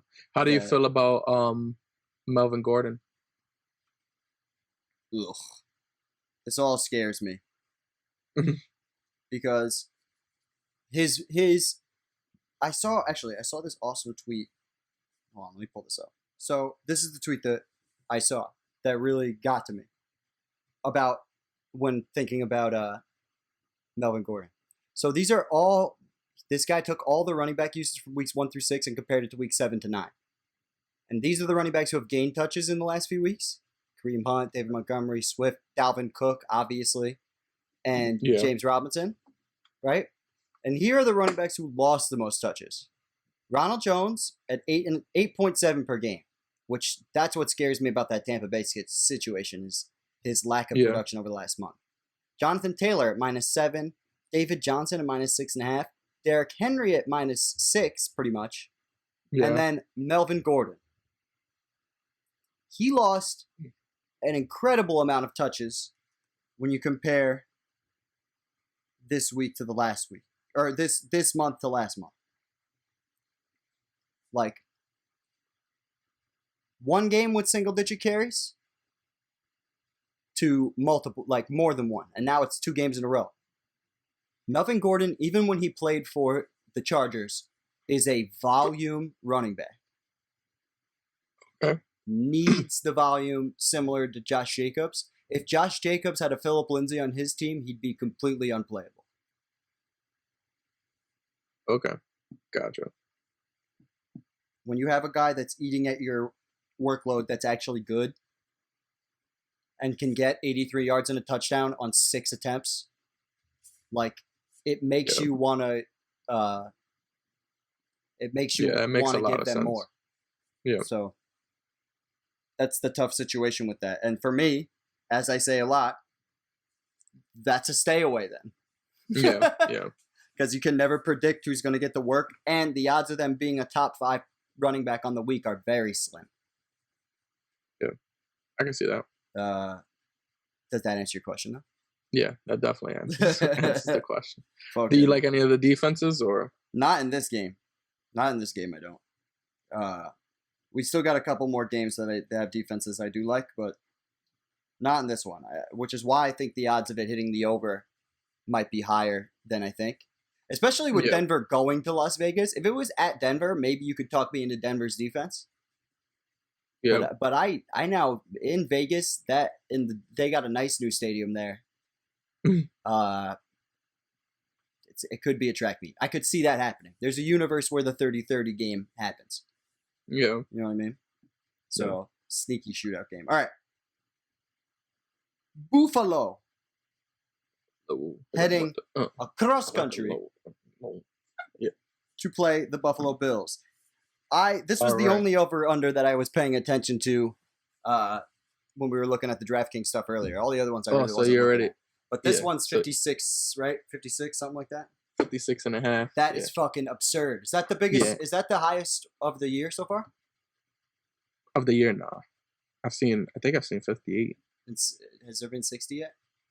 I'm pretty sure 58 was probably Seattle and Arizona when they went against each other. 60? No. No one's done 60 yet. But all right. But it's very high. 56 is fucking very high. And who you got winning? Cardinals are at home? Yep. They're going to say Cardinals by 3. Close. Cardinals by 2.5. Suck my balls. Yeah, those half points are just stupid. But it's pretty much by 3, so that's good. And I think it's definitely going over. Yeah. I don't even doubt it anymore. I don't even think about it. I'm just like, it's over. Damn. Where do you want me to start? So we've already established that Buffalo has a hard time against running quarterbacks, right? Agreed. Wait.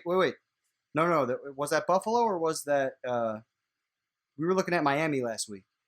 And that's how yeah. Sorry, that's how I knew Kyler was going to do what he did. Gotcha. I didn't think he was going to hit 100 yards like he did. Yeah. That was stunning.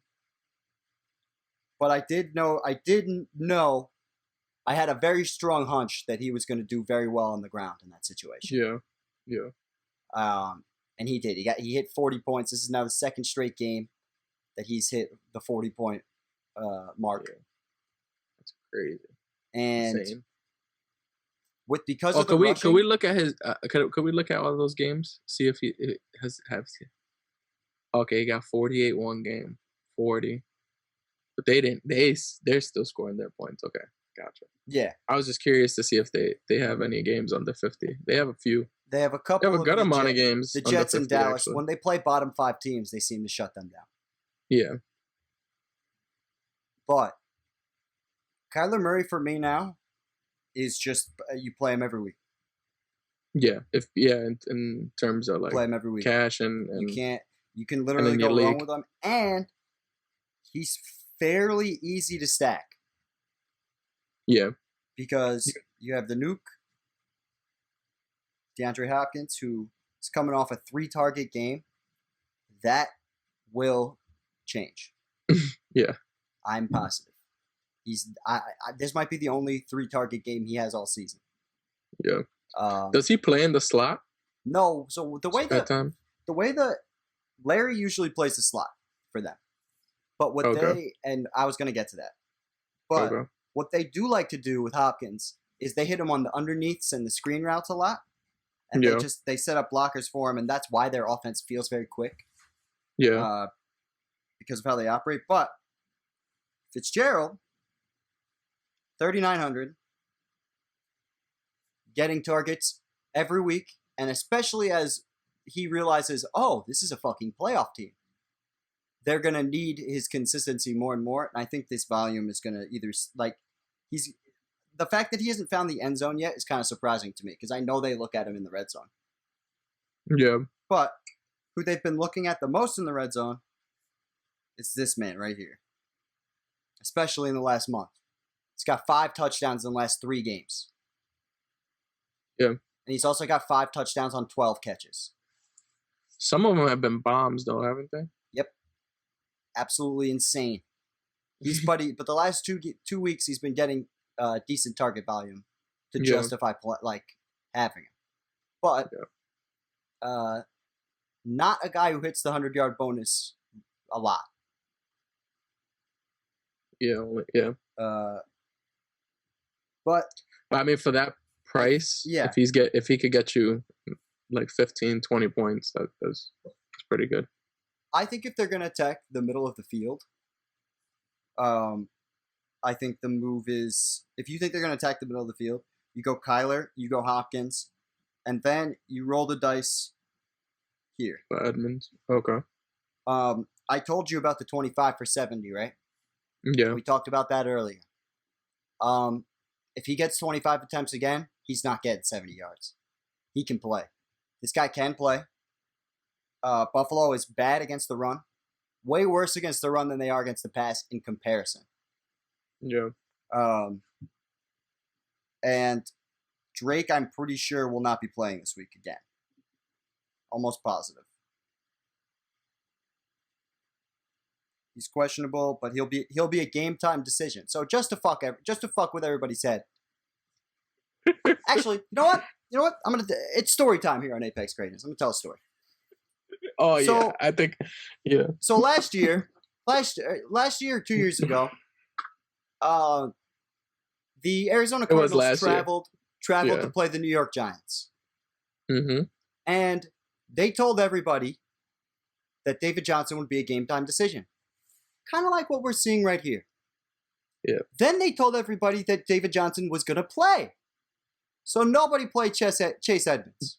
Yep. Where's my handy dandy sleeper app? He went off that week, yeah. And off isn't even a fucking word to describe it. Yeah. He pooped on everyone. It was a dump city. Was he in any lineup? Like did anyone have him in lineup? I benched him. Oh man. I benched him in season long that week when he obliterated the New York Giants for 35 fantasy points in PPR. Yeah. 126 yards and 3 touchdowns. And then they had the audacity, the Arizona. This is the best part. No, they said I'm pretty sure what they said was can't to those who didn't something like, "Oh, to those who didn't play Chase Edmonds, like shame on you," or something like that. And then like Matthew Berry just went off. For weeks he was going off on that because he was just like, "You literally told us not to play him," so it was just crazy. Fucking stupid. Yeah. So I keep that in mind when you're heading into this week. The bring back guy for me, John Brown is in a revenge game, and he's still too cheap. John Brown's played a hell of a lot of games in Arizona. And if you're telling me John Brown's going to get 11 targets again, which is near what the targets he was getting pre-injury, right? He's getting more than 5 targets averaged, right? So I think John Brown is in a really good spot here to exact revenge in a fast-paced matchup. So is it weird, because this is how I set up a lineup this week. So I put Kyler Murray and Hopkins. Yeah. Right? And I did the bring back, but I did the bring back with 2, with Diggs and Brown. Yeah, you could do that too. Okay, because I just didn't know. So, and this might be questions some viewers might have. Like, if you like, do you because I feel like since I'm putting more receivers on the other side, wouldn't I think that quarterback's gonna go off more? But I just like Kyler brings you so much more with the running and stuff. If he could give you another 100-yard game, that's 13 points right there. Yes. You know what I mean? Like, you don't expect it, but very rarely, could do that. Very rarely would I say to you that Kyler, because most of the time you're right with that rushing floor, but Josh Allen has. Yeah, he does. Yeah. If Kyler has an A+ rushing floor, Josh Allen has like an A-. Like, it's not far behind. And his ceilings hit similar. He hits similar highs. He's never passed the 40-point barrier. Yeah. But he hits similar highs. Yeah, but Kyler's obviously more consistent, but I think you have a teensy bit of a blind spot for Mr. Josh Allen. Oh yeah,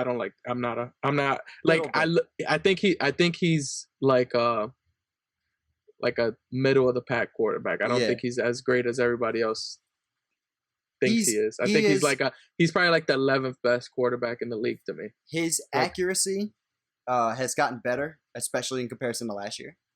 But from a fantasy perspective, he's a top 5 fantasy quarterback. Like, I love what he does from a fantasy perspective. The rushing floor for sure. And his ability, like he did last week, to throw 300 yards in the first half. But I mean, just this year, Kyler's rushing floor versus anybody is just insane. Yeah.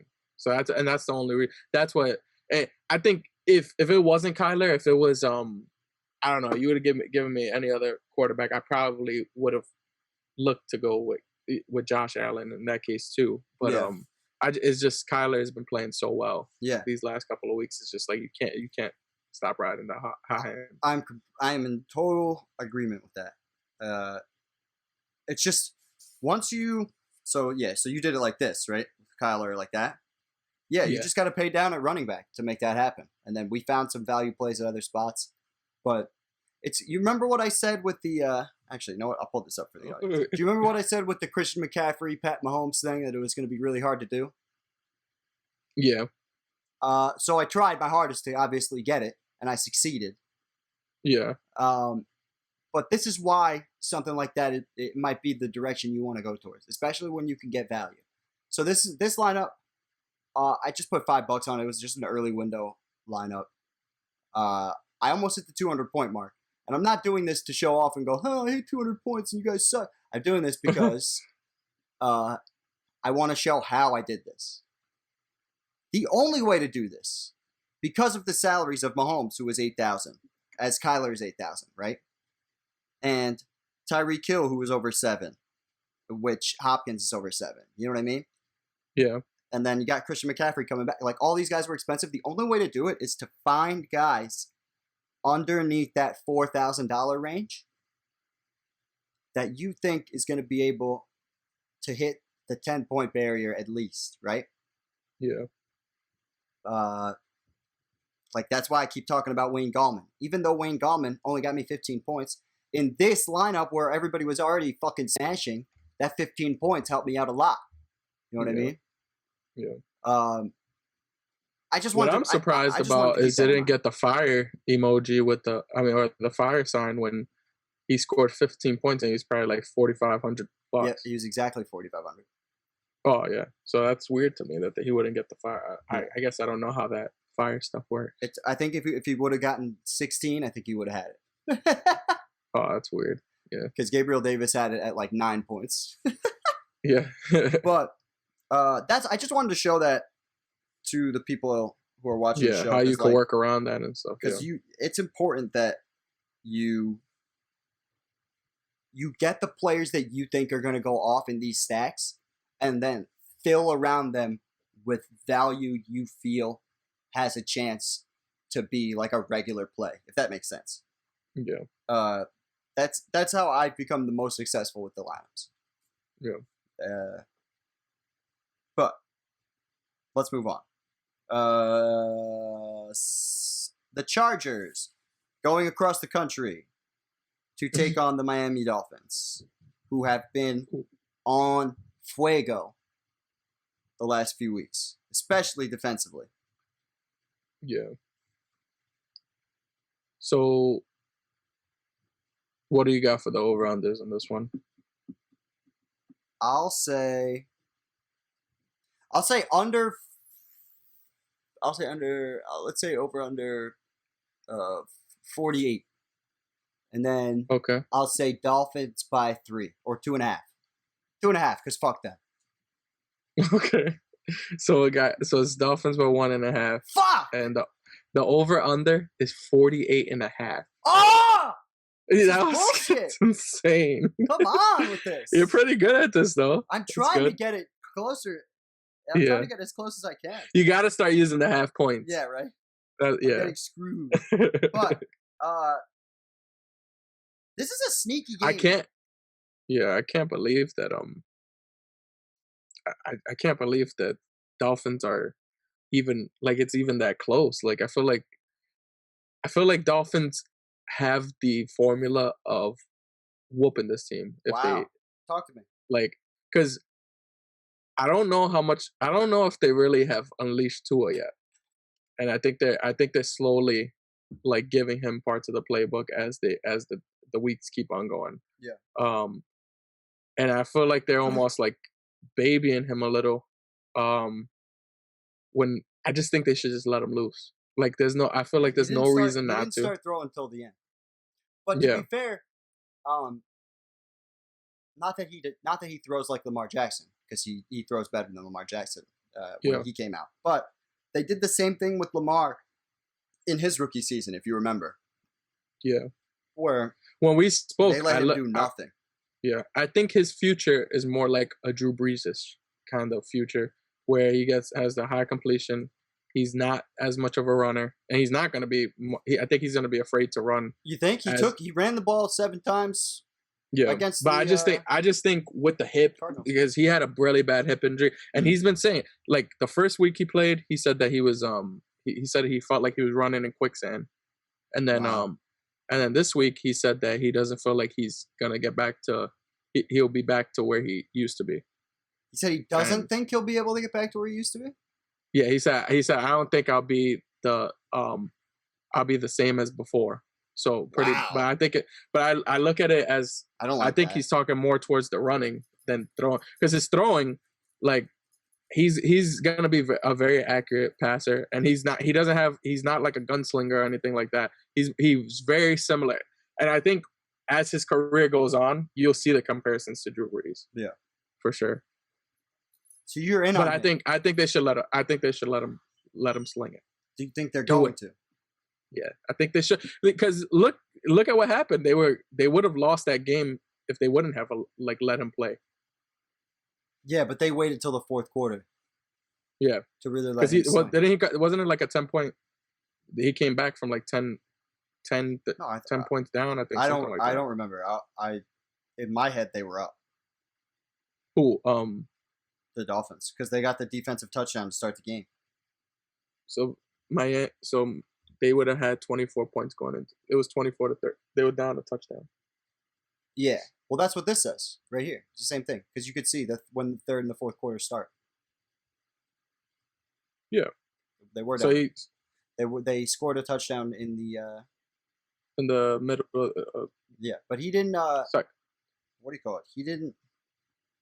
I wish I could get the quarter-by-quarter breakdown, but I can't with this. But I'm pretty sure he didn't start. I don't know how to on my phone. He probably didn't start throwing until the 4th. Yeah. Really. Yeah.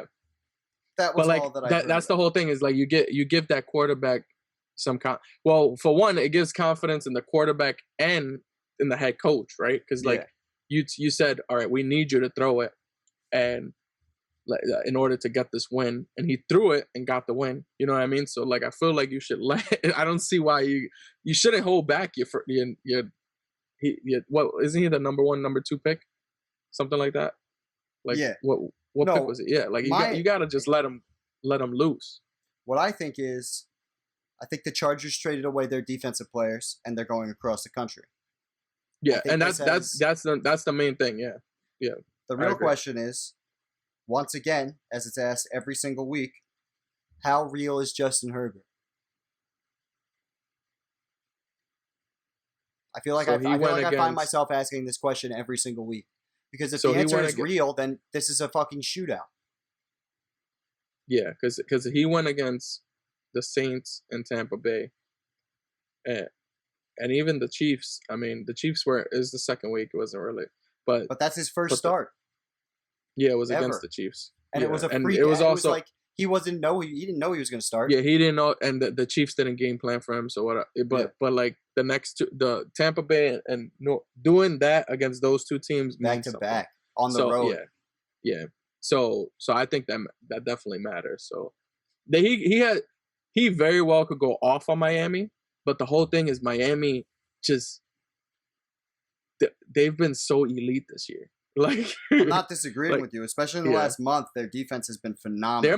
They're the defense that I've been playing for this week. I only did 2 lineups and I put Miami in both of them because I think that they'll get to the quarterback. They could get some scooping scores. They could get interceptions. Anything. True. And that's why I feel like Miami is should beat dog shit out of this team. Because the defense is going to be good, and I think Tua could throw all over. It will be able to throw against the Chargers, and he should be able to. And I don't see why they wouldn't let him. Especially, I'm in on Tua. I feel like everyone's out on Tua, and I'm in on him. Yeah, 100%. I can definitely tell that. Like, this is my thing. Is like, from a fantasy perspective, I hope the game shoots out, and I think it's going to, because I think that Herbert's good enough to thwart the Dolphins' defense, and I like to be able to put points on the boards. Be able to put points on the board, and I don't think the Chargers' defense has enough to stop Miami if they let him do their thing. This is the other thing I wanted to mention. Shaquem Grant is the second wide receiver in Miami because Preston Williams injured, and he's minimum salary. You don't like Gesicki? Is he a wide receiver? No, but I mean, like, I feel like Gesicki would be more there. He wasn't, though. Option. He wasn't.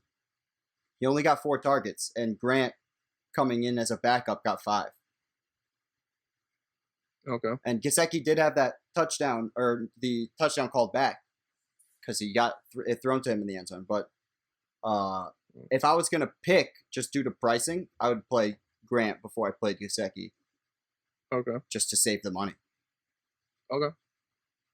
I see that. But I get what you're saying, though. But it's just like, it's more that, just from a game stack perspective, if I was going to play Tua and you want to do like an onslaught type thing where you say Tua, they're letting him sling it. Oh, I'm not going to go that crazy. I'd pick like 2 receivers and then just do the bring back with Keenan Allen. But yeah, I think Devontae Parker is going to do really well at 5K. You got Grant at 3K, and then Herbert and Allen. Allen has absolutely been a wide receiver uno out of the slot. He's getting double-digit targets in all but 2 weeks this season. Oh my God, he had a 19-target game. Yeah, he just smashes, and he hasn't gotten less than 20 points in a month. So, yeah, safe pick in my opinion. Yeah, I agree. But yeah, I definitely expect that game to be that game. Either the Dolphins defensively just eat the Chargers, or it's a shootout. I don't think the Chargers can win that game. I feel like Chargers are still giving you 20 to 30 points. I feel like they still can, but I just feel like the Miami is gonna. I can see Miami getting some type of turnovers, and giving to a lot of opportunities. I think it's gonna be a high scoring game for sure. Like between the two teams, I see it going over 50 points for sure. Yeah, I hope. Yeah, I think that'd be a safe bet if you were gonna do the over for that. I think that's fine. But all right, San Francisco at New Orleans. This game I think is gonna hit the under of whatever the fuck they say it is. If they say it's over 50, you should bet the under. That's my opinion. And what do you think the over is? I think the over. I think it should be 48, but I think it is like over 50. Okay. But I would take the Saints to win by at least 10 points. Okay. Yo, so close. Over on this 49. Dude, so it's right in the middle. I deadass don't know these. What? You're literally a point off. You know how. Oh, okay. Yeah. Gotcha. And then I thought you were saying that like you're so off on them. I'm like, you're literally like a point off every time. I'm getting tight because I want to be on. And then the Saints by 9.5. Wow. Yeah, so it's pretty Fuck much this game. All right, but Nick Mullins, I would have been much more confident starting him if he didn't just wet the bed last week. But even when, to me, he wet the bed, he still put up almost 300 yards and got you to he didn't even get you to 15. If you're not getting me to 15 points as a quarterback, you're not playable. Yeah. In my opinion. My whole thing is, all right, so the only reason I could see it going over is because the Saints are assholes. Like, when they beat the shit out of you, they like to really beat the shit out of you. So they don't really. What you're saying. They don't usually hold back. So they usually get over by themselves. Is what you're saying. Oh, like look at what they did to look every single time. Every time they're whooping a team's ass, they beat with Tampa Bay. Yeah. They beat shit down their leg. And in the first game against Tampa Bay, the reason Michael Thomas was out all year was because he was still playing in the very last fucking snap of the game because they wanted to still try to score. Like, that's just how the team's MO.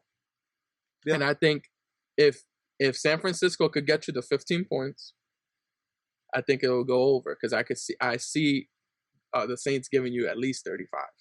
49ers defense has still been good despite all these injuries. Yeah. That's the other thing. Like, they finally just like gave up in the last week against the Packers, and then everybody Seattle has been doing that to everybody.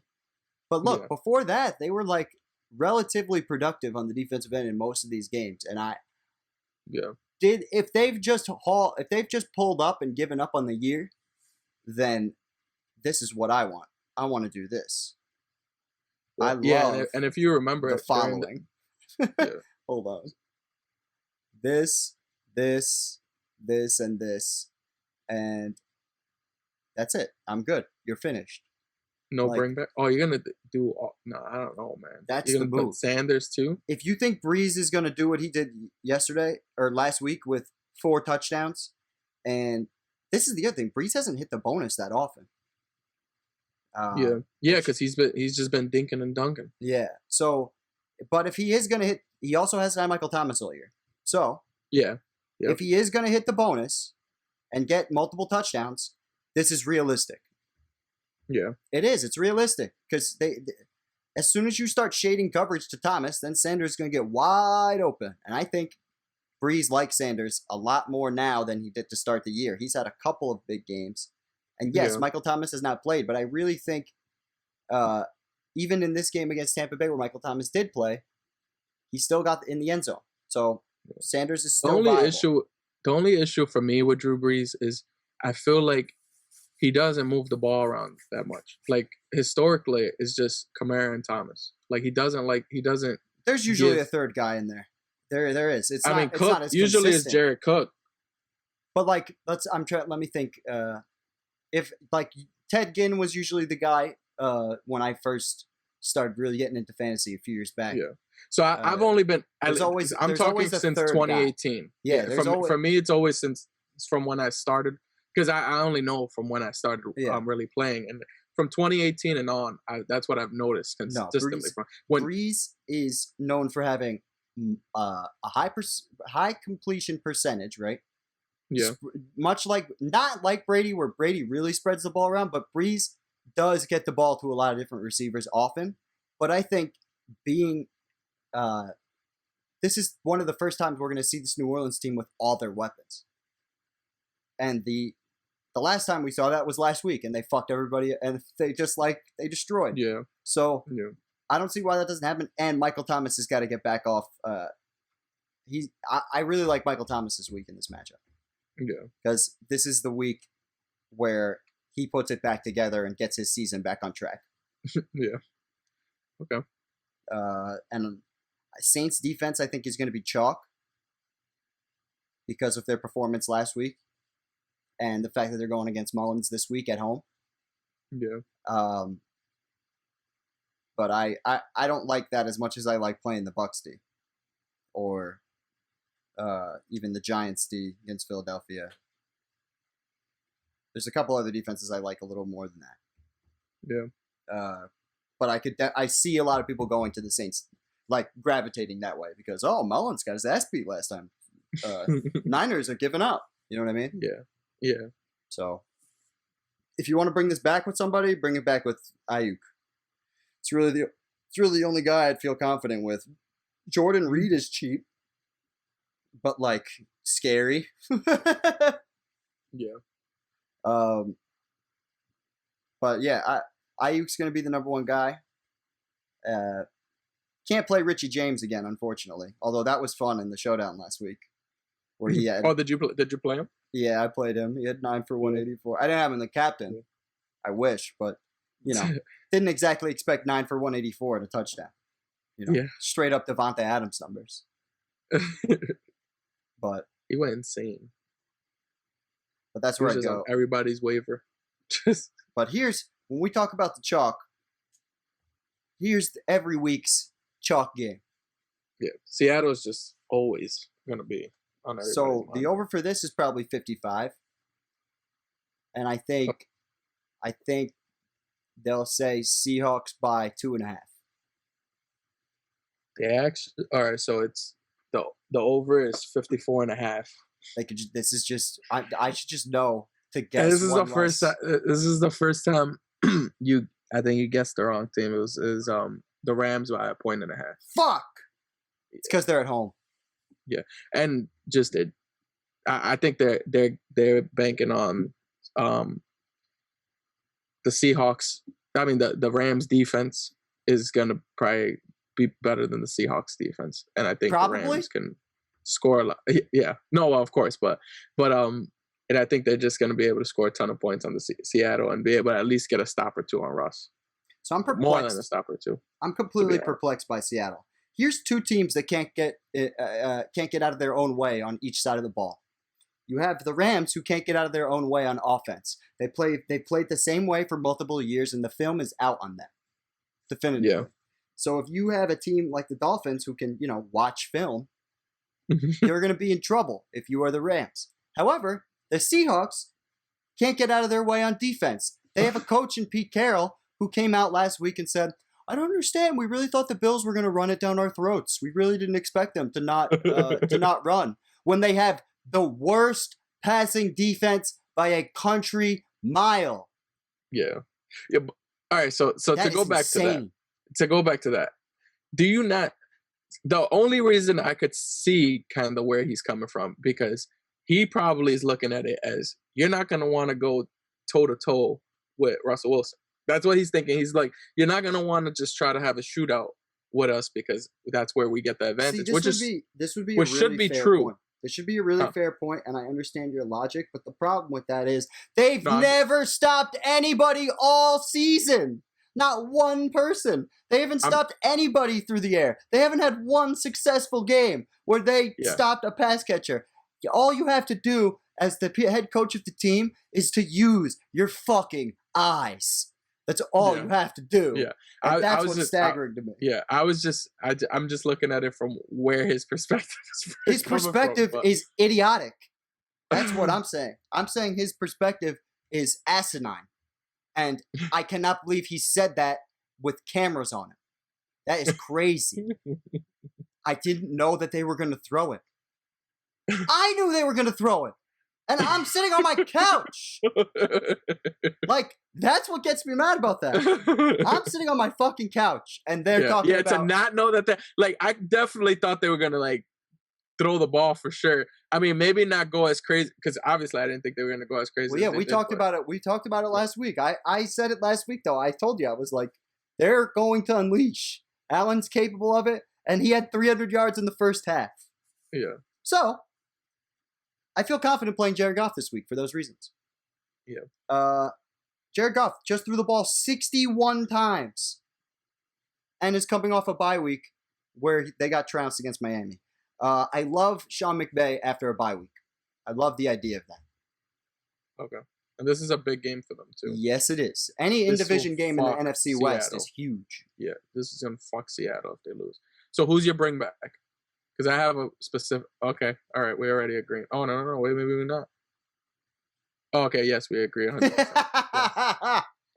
Tyler Lockett is 100% the bring back. Yeah. Because, so, doesn't the Rams do really well against the number one receivers?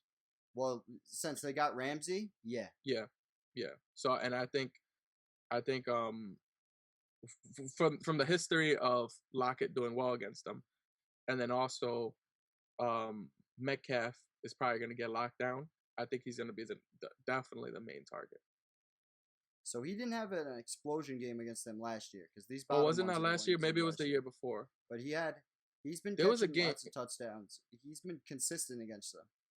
3 touchdowns in the last 4 games. Oh, maybe it was that 31-33 game. These are all Lockett's numbers. He had 7 for 130 and 1 a few years ago. But the Rams weren't real then. But the last shootout game they had was 30-29.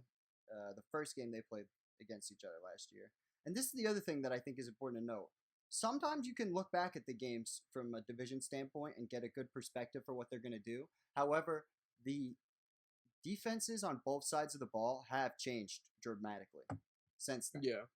So it's not as easy. However, they play each other like often enough to where it matters a little more than if it was a random, 2 random teams. Agreed. But here's why I bring that point up. Seattle was running the ball like it was nobody's business last year, as you can see with Chris Carson getting 27 carries here for 118 yards. That will not be happening in this game. They're not going to turn around and start playing clock time possession. Yeah. Because of that defense. The Rams are one of my favorite teams from a fantasy perspective because they will attack what they note as an obvious mismatch every time.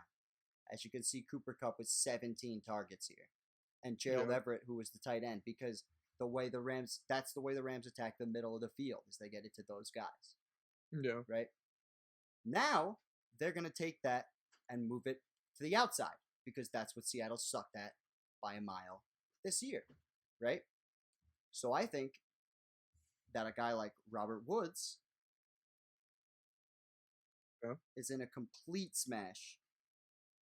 And I'll be playing him in he'll be an individual play for me in a few lineups. I think he's got 100-yard bonus potential this week. And there's nothing in any game that Seattle's played so far this year that tells me otherwise. Yeah. And so I feel comfortable with that. And then Kupp, since Kupp doesn't have his injury designation, he's fine for me. However, if you wanted to get sneaky, Josh Reynolds, I'm on you for under $4,000 plays this week. If you're looking for under $4,000 plays, I got you this week. I've hit like 5 of them so far. Here's another one. Josh Reynolds, because Cooper Kupp hasn't practiced all week. He's been getting more and more targets this month. I totally think that this is viable against Seattle. Last week, Gabriel Davis, who's the 4th string wide receiver for the Bills, got 17 points. So it's possible. Seattle lets up everything to everybody. Yeah, that's a fact. So that's how I feel about that. Am I missing anybody? I don't think so. I mean, what about Higbee? You think? So I think that the tight ends have been staying into pass protect, and I think that remains the same, in my opinion. However, if you have $3,700 and you really don't know where else to go with it, as we just saw, they do attack the middle of the field. But that's what I'm saying. It's just tough. Like last time, would you like Higbee over that other receiver you just mentioned, the Reynolds? No, I would play Reynolds. Like first. Reynolds, yeah. So because I think they've been doing more 3 receiver sets than they have been going out with Higbee and tight end. And also, Higbee's healthy now, but he is coming off of a hand injury.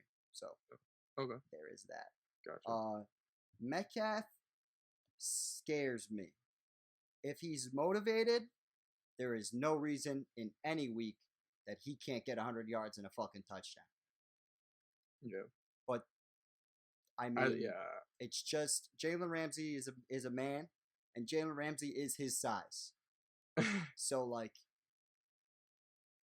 that's probably of all the matchups I'm looking most forward to this weekend. Metcalf versus Ramsey is going to be fucking exciting. Yeah, I agree. That's going to be like Jerry Rice, Deion Sanders type matchup. Yeah. I'm pumped for that. But yeah, as per usual against Seattle, try to stack it as much as you can and get to some of these value plays to make it happen. Yeah. But last, but certainly not least, we had the Pittsburgh Steelers in a win situation. So I got to pull up my windy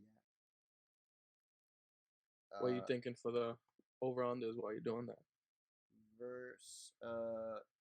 So who's at home again? Steelers.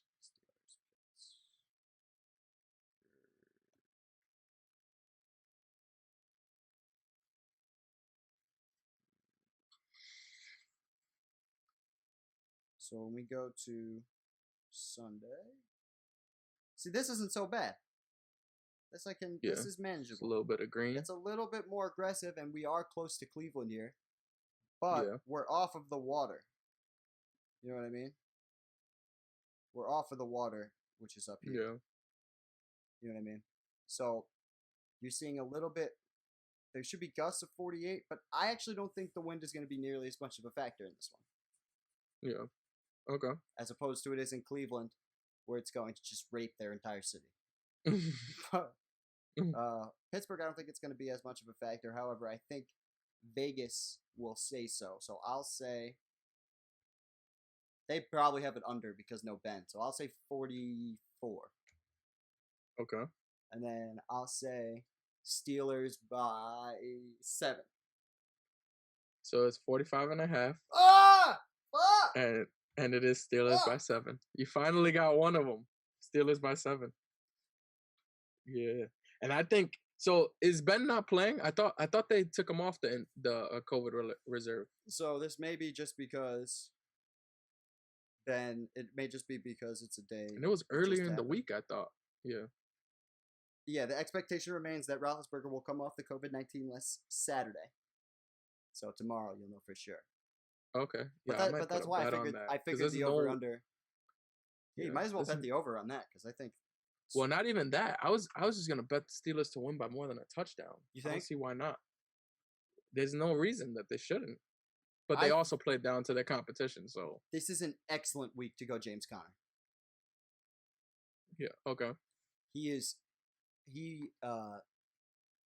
I think the game plan last week was let's get some of our guys healthy, and they played a lot of Benny Snell and a lot of other guys, and they left Connor on the bench. That does not happen this week. I think Connor plays. I think Connor gets his 20 touches, and I think Connor gets to 100 yards this week. Okay. Like one of these kind of games. 20 for 101 and 1, something like that. Okay. They just do their thing. And I think the Steelers' defense at home. Do you think he's worth it, though? You think you get a touchdown? Yes. Okay. Yeah, I'm confident in it. Because these are the guys you look for. Guys that you look at, and and most people will look at them and go, "Ooh, 9 attempts, 22 yards." If you didn't watch the game, you'd think Connor had a shitty game, and maybe that's what's happening with him. But the reality is, he just didn't play. Yeah. And they will remedy that. Promise. Yeah. I'm pretty sure about that one. And then Steelers. I'm surprised they don't have snap counts or anything like that here. Oh, just sitting here? Yeah. Yeah, because that'll help. That helps a lot. Percentage. Yeah. Hey, you got to do some research on your own. Yeah. But so Pittsburgh Steelers at the insane price of $4,900. I did say that they were a misprice, and I was right. They were too expensive. Except I didn't say that. I thought they were too cheap. But they did play down to their competition. Yeah. But this one's in division. And the Bengals did the terrible towel shit. They put up the Hushmanzada's shit with the terrible towel. And I think they come out. And they do well when they go against their division, if you look back at that. Very true. Yeah. They've won against everybody, but win against Baltimore, where the defense was very consistent and played very well. Yeah, then they win against Cleveland, dominant win against Cleveland. Oh no, pick 6. They got pick 6 beginning of the game. Yeah. Yeah. But I definitely see them coming out prepared to play. Yeah. If there is a situation for a brain back in a windy scenario, which is so you're not playing the quarterback. You're not trusting Ben. You're not trusting any receivers. I'm not playing Ben Roethlisberger with no practice in any kind of scenario. Okay. He'll definitely be lower owned this week. And I totally understand it. If you want to do this, if you really think this is going to be like a high scoring game, and you want to do like this and then bring it back here, go for it. We do Ben, Juju, Deontay Johnson, and then you have AJ Green, who's still underpriced. Yeah. How's he been doing? I don't think I. He had a bad game last week, but other than that, 13, 11 targets, getting everything underneath. I think he continues to do that. I just don't like that target fluctuation. It just jumps, how you go, multiple times this year, he went from having double-digit targets to hold on. Let's reel this back real quick. Yeah. I understand what you're saying. In this part of the season, he was still running deep. They were not using him correctly. And he was the wide receiver 1, but an incorrectly used wide receiver 1, because they were playing him like old AJ Green, where he could run fast and get by everybody. Now his average depth of target has decreased immensely. Yeah, and he's getting targets way closer to the ball. Now this week they were at home against Tennessee in Week 8. What do we know about Week 8? The weather. The weather was garbage in the city of, in the entire state of Ohio. It was trash. Okay. So, I think that is a little bit of an outlier, and I think AJ Green again mispriced at $4,400. I don't know how they haven't fucking changed that. That's shocking to me. Draftkings is usually very on top of the guys who smash in PPR. What's the difference between what AJ Green's doing and Robbie Anderson? Oh, Robbie Anderson has been way more consistent. But I'm saying, yes, I understand that part of it. That he's, but in terms of AJ Green is a $6,000 wide receiver sitting here at $4,400, because they're just, the way they're using him makes him that price. They're still pricing him like he's the third string wideout. Doesn't really make sense. Yeah. I see what you're saying. Yeah. No, you're not going to find anybody with 13 targets at this price range. You're just not. Yeah. I see what you're saying. But if you're asking me what I think is going to happen in the game script, I'm not playing the passing game there. If you want to do like a secondary stack, you can do Connor and AJ Green like that. Like if you're gonna do a secondary stack and one of your lineups that you're doing, that's cool. Like, but yeah, I'm not really interested in the quarterbacks in this matchup. I don't think it's gonna be like a giant shootout game. I think that Steelers defense is too good. Yeah. Yeah, I agree. Well, I could see, you could see them. I mean, the Steelers' pass defense has been ass, but I don't know. It just depends on how good Cincinnati's O-line holds up. That's what I'm saying. Their offensive line has been consistently bad, and if your offensive line is bad, Steelers are coming for your ass. Yeah. And I think from last week, people are going to look at them and be like, 4,400, still overpriced, and not click on them. You know? Yeah. So I like them, but let's make this lineup, and then let's call it a day. So what do you want to stack this week? What do you like? I wanted to be. I feel like it's really trendy and just going with the Rams game. Okay. But we could pick something else just to be different. Well, what do you like? What do you like? About all these games? No, out of all these games we talked about, which one do you think is the sneakiest shootout? Let's do that one. Oh, the sneakiest shootout? But I want your. I think Denver. Oh no, sorry, not Denver. Miami and the Chargers are the sneakiest to me. All right. I feel like. Who are we playing? Herbert or Tua? For me personally, I'd like to go Tua. All right, so let's play Tua.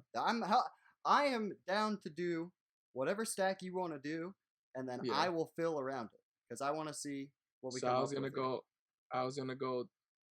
I personally thought Gesicki over Grant, but you made good points about Grant, so it doesn't matter for me whichever one you.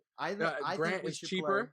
I think we should play Grant, and we should play Devontae. Parker. Yeah, for sure. And then Parker was definitely one of the, and then you bring back Keenan Allen 100%. Of course. There's no other reason. The one thing I did want to look at really quick is Mike Williams because we didn't talk about him before, and I know he's been getting way more targets and he's been a way more consistent wide receiver too this year. So if you even want to, and more importantly, I'm convinced Herbert loves him. Him. That's super important to mention. And you could do a bring back with those two. Yeah, you could do it just. The only thing that I get nervous. The only reason I'd be nervous about playing Herbert is because of the Miami defense. You don't know. That completely makes sense. It could be very scary with that. So now let's have some fun. Now let's pick some fucking dominance. Let's go Aaron Jones because we can do that. Yeah, we got a cheap ass. And then if you wanna. Do you want to do a secondary stack with Eifert? Yeah, I like that. We'll do that. I like that. And then, so that's the secondary stack, right? And now, wow, we have just enough money, I'm pretty sure. Oh, we have a ton of money to do this. And we are this lineup's completely stacked. We left a lot of money on the table. Who was the last guy you got? Aaron Jones? The Aaron Jones. Oh, James Conner.